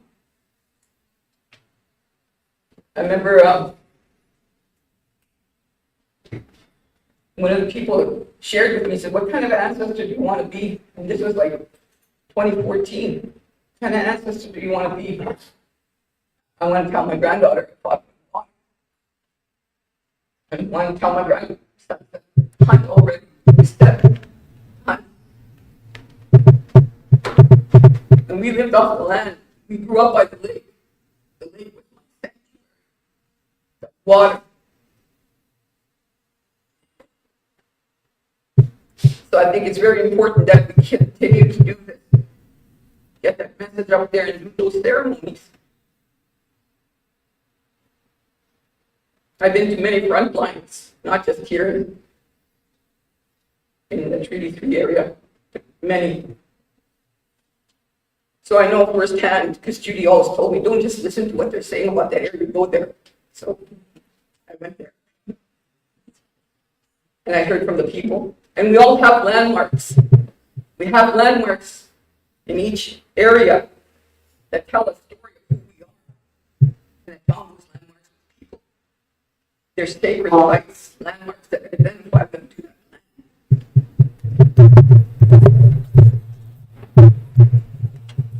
But I think miigwetch, and I'm glad Judy brought this to my attention, because I remember years ago we talked about this. But because I was inactive or whatever, life took over me, the struggles took over me, the realities took over me, but I'm back. I'm back. Keep going.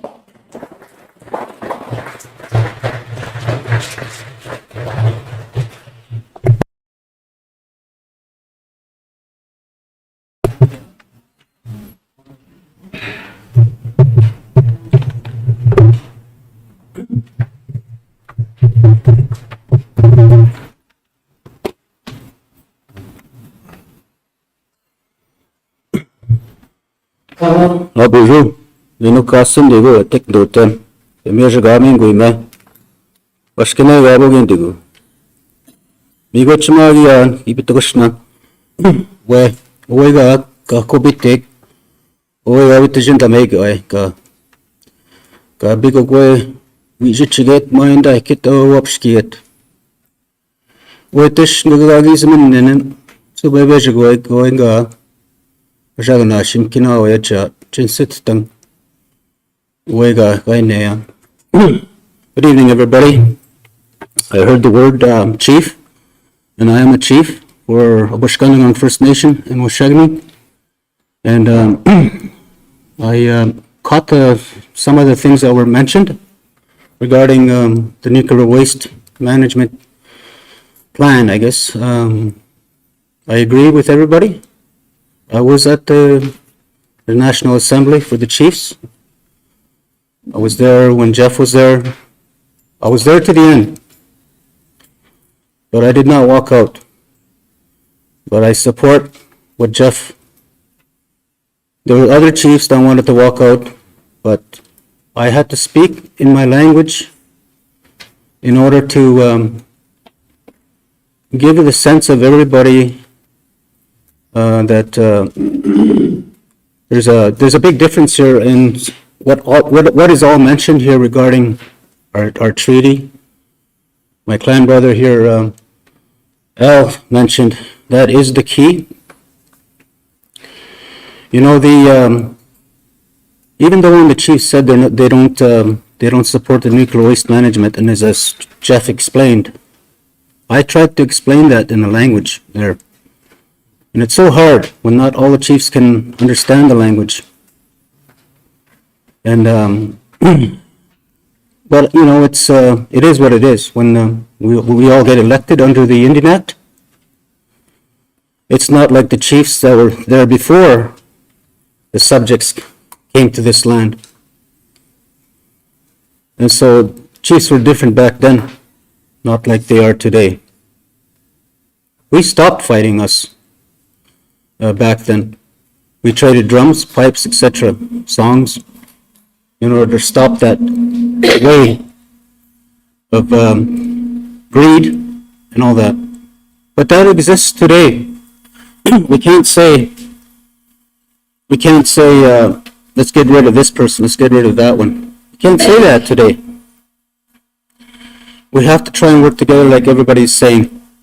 I was there in 2006 in Toronto when they were discussing what to do with nuclear waste. That was already planned back then. My sister was there, and they did the ceremony there.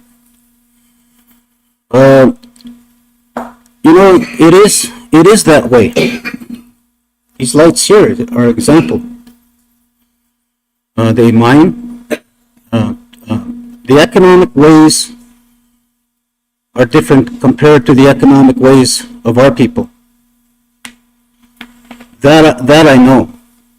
Growing up, we only had a candle, a lamp, and a radio. I thought that was home and that was well enough for me. Going to residential school, etc., and coming home. But I went to a ceremony. Each reserve, the 28 First Nations of Treaty 3, they all have separate ceremonies. They all have gifted people that they follow.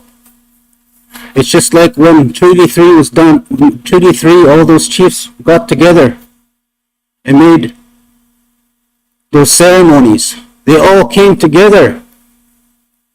And I heard it being said here by my brother.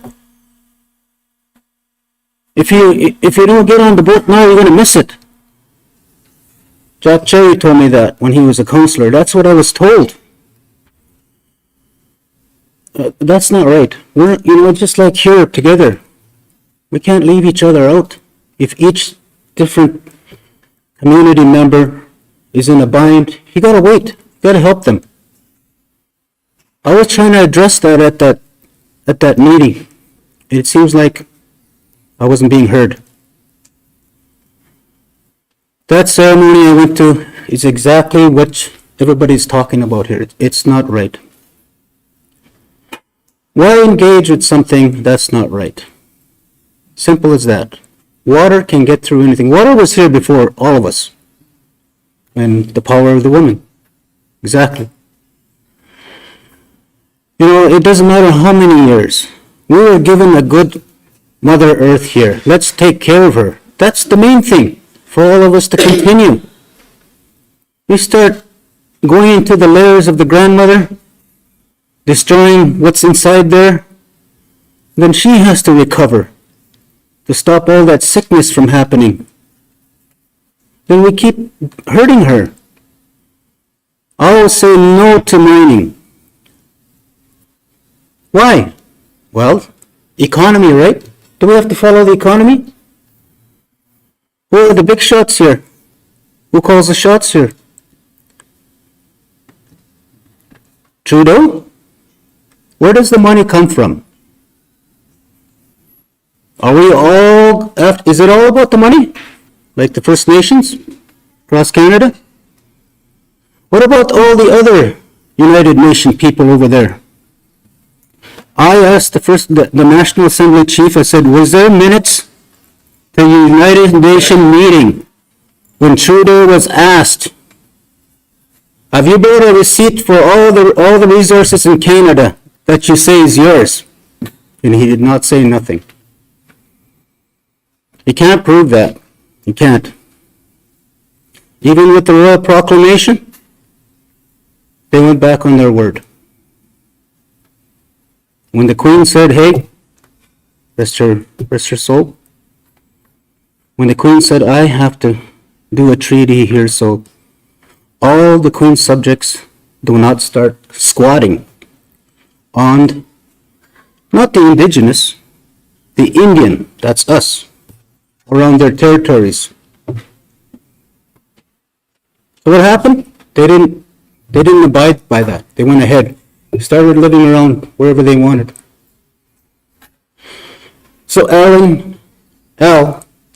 hit it right on the note. We need to bring back our treaty alive again. I tried to mention it.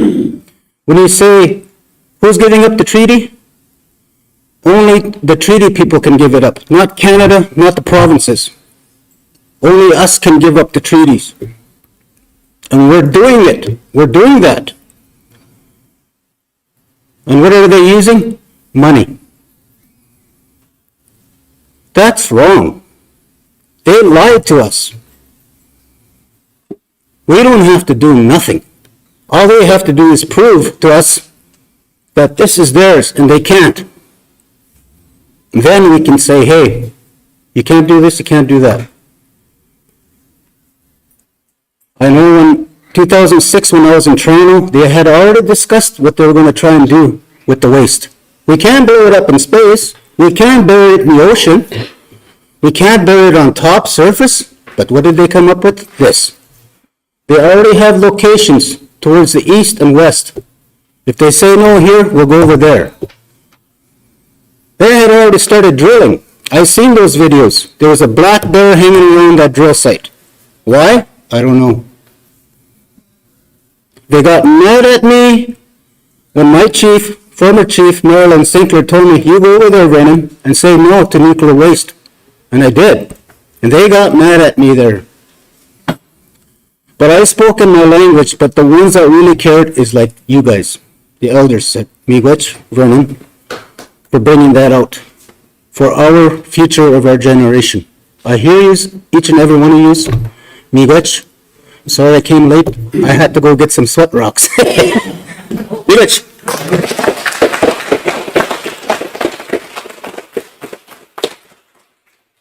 Thank you very much. We have one last speaker, and then we'll have a closing prayer.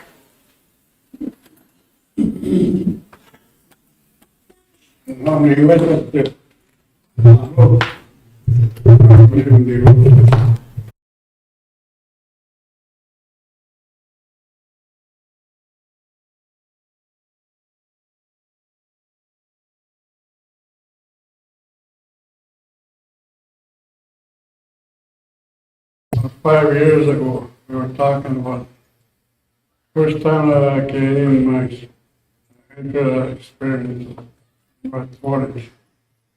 We had people coming in from my age, whatever communities.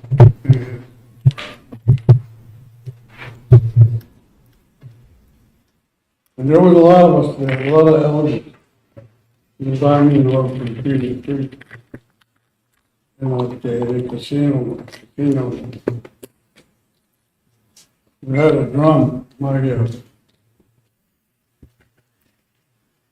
And that was the first time I heard about it.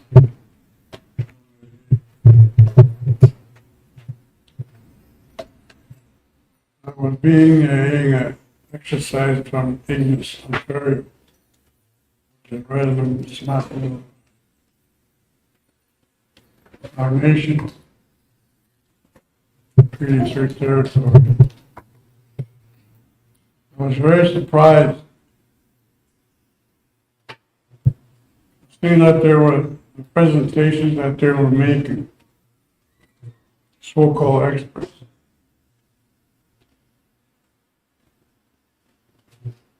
The elders back then at that time, they all have passed.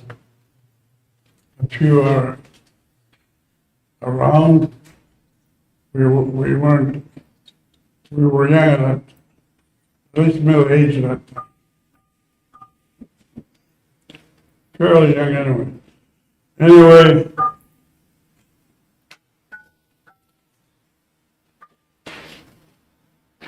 the answers and the discussions that were led by the elders, exactly what this thing is saying. There you go.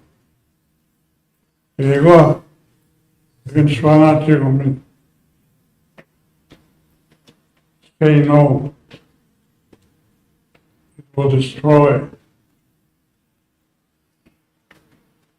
Kenora in our territory. I wish as a young man, I used to work in Ignace and around that area in summertime. I guided there for 6 seasons.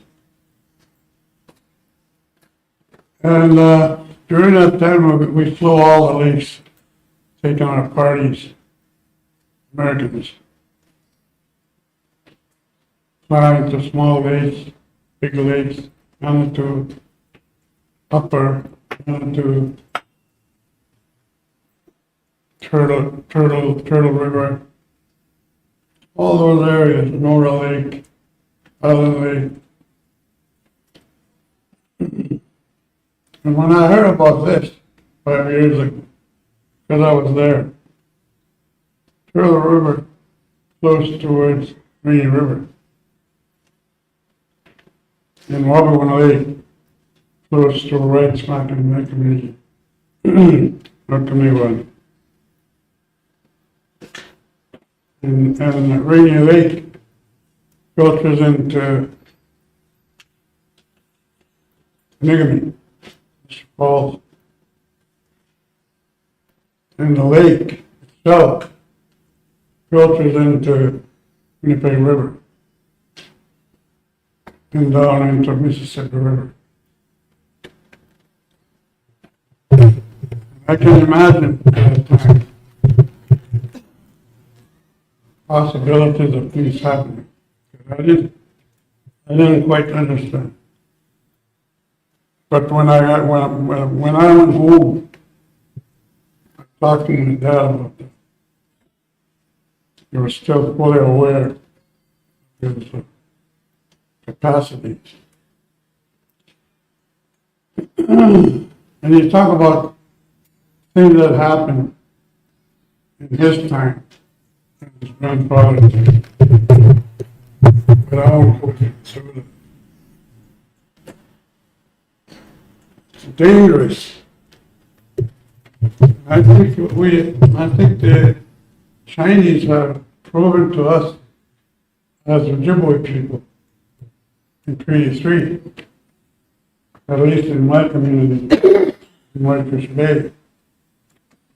Because 4 years ago, when we heard that something was coming towards our area as Anishinaabe people, Ojibway people, and we talked to the elders about that. We didn't talk to the Grand Chief. We didn't even talk to the chief. We were the ones that initiated that. That something bad was happening.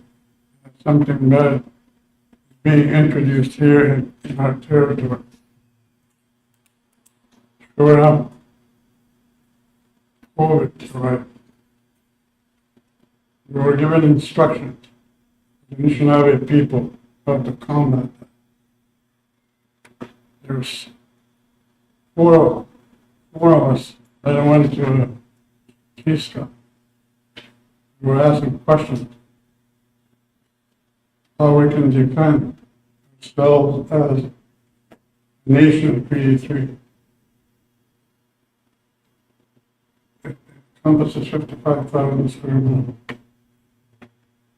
But there's also towns in Francis, Kenora, Red, Ridley, Geological, Ignace. These towns. The question that we asked was how do we defend our communities? 28 communities in Treaty 3. And we were given instructions.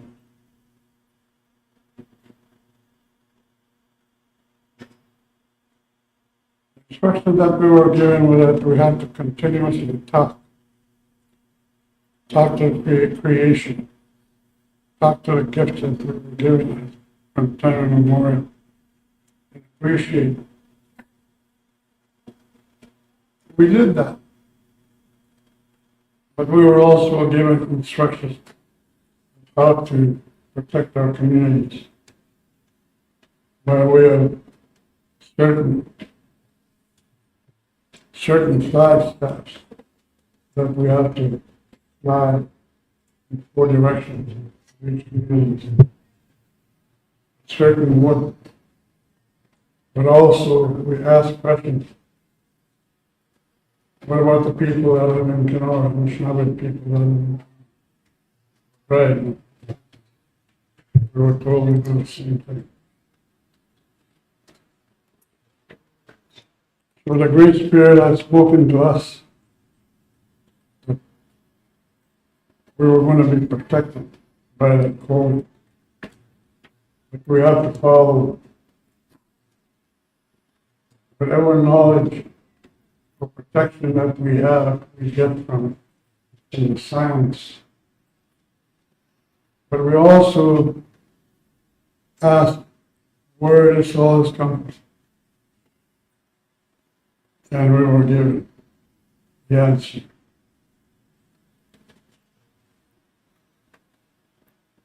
We were told that it came from overseas somewhere towards sunset. It's a big country. It's people.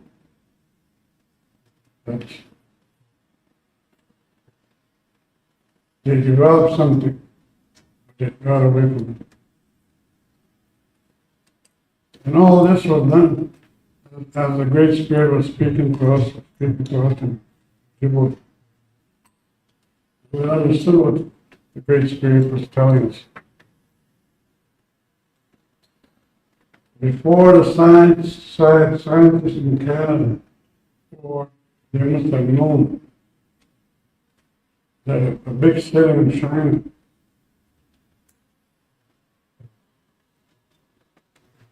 we were told after we blew up. They were making something and they got away from it. As the wind blows around the world, carried it back.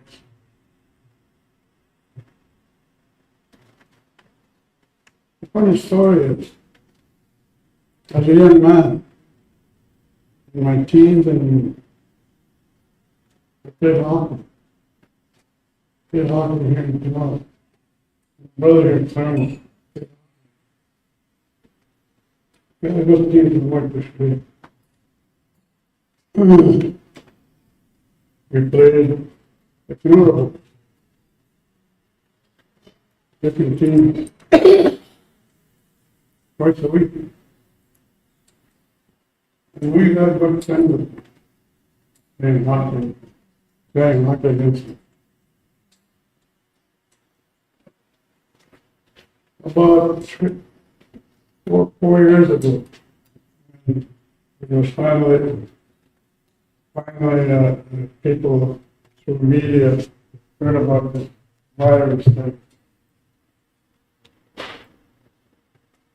my friends that I played hockey with, one of them named Brian, and met him in town. He asked me about the COVID. I said, about it. If you guys don't know anything about it, he's doing something about it. Good.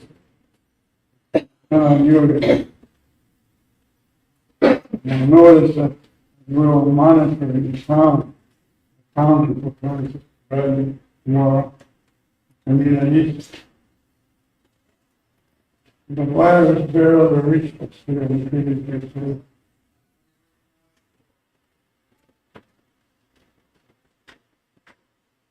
few months later, I met Brian and the hell did you guys do? Just sitting, I told him, yes, now that, wait, we have to do something. Beautiful. And stop there. What I want to say, the last few words is, we have a way of missionary to reach exactly what you guys are talking, the grassroots of our nation. We have a way to reach that. That's what it's called. The way to reach that is what I do when I do my invocation. I talk about whether my mention. We are the only nation of people in our homeland that were given that responsibility, exactly what Franklin Master was talking about. We were given that responsibility to acknowledge, to protect, whether no harm. By way of doing the wrong. And 78 years old, I feel I don't go to power, I rarely go to power because the people, the elders about them, they were talking about.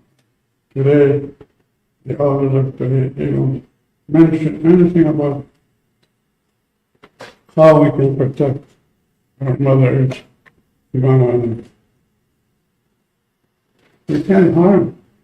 We can't afford to harm humanity.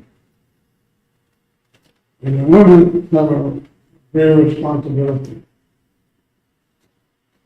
in knowing and helping.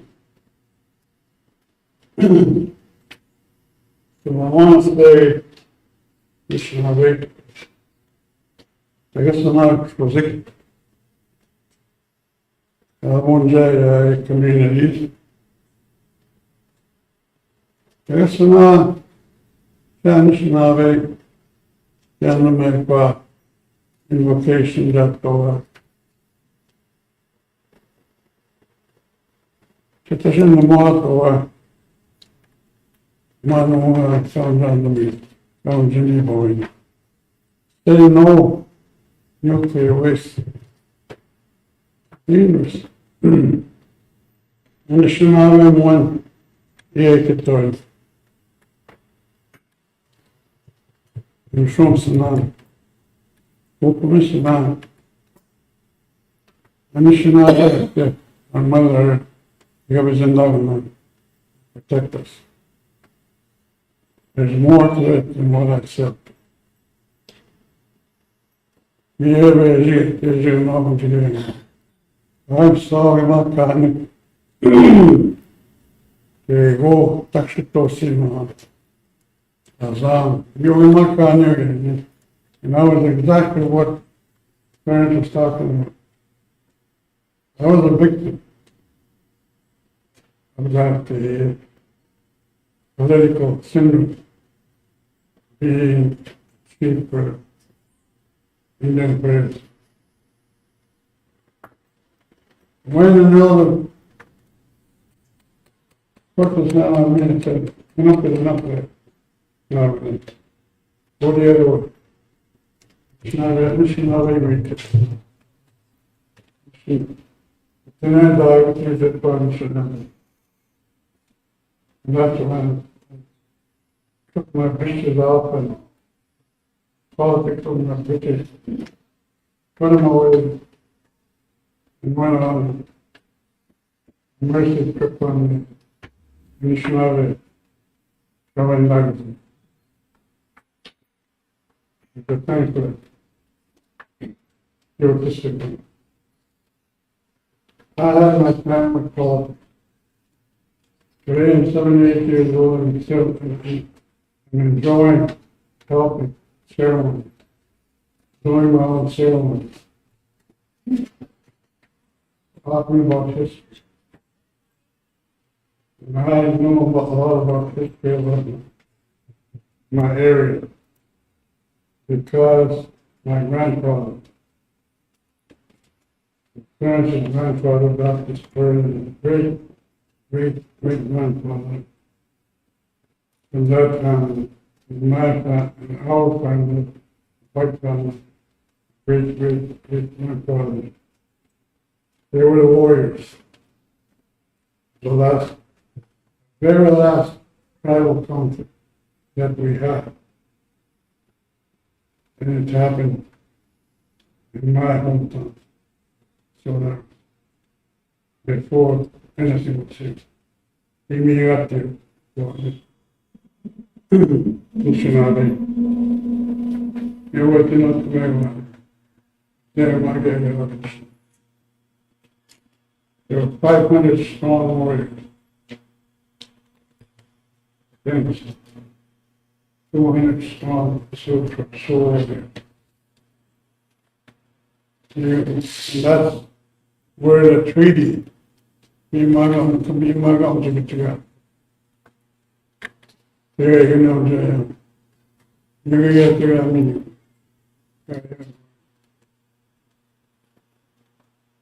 the problem that is going, when the peace treaty was in. Digo, kasi ko, kasi one day, you wake up trying to, you guys need Russian now. Or recognition of it. You know, I'm you guys are much about the peace, tribal peace, was done, done, him done. He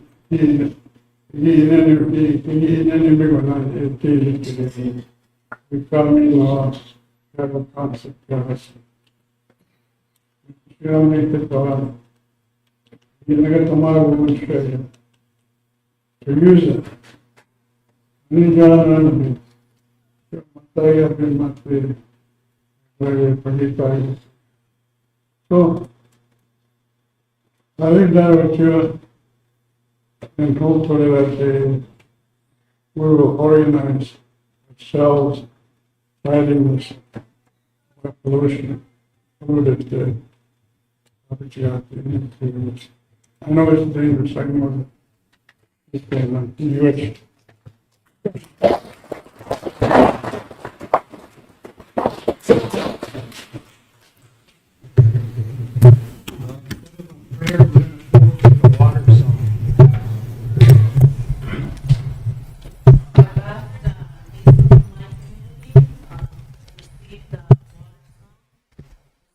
That and I asked you to she could read that. And the other thing that I've heard from the grandmothers is that, like, if we're going to talk about water, the water always has to be present. Still not here to heard all the words. The rest of them.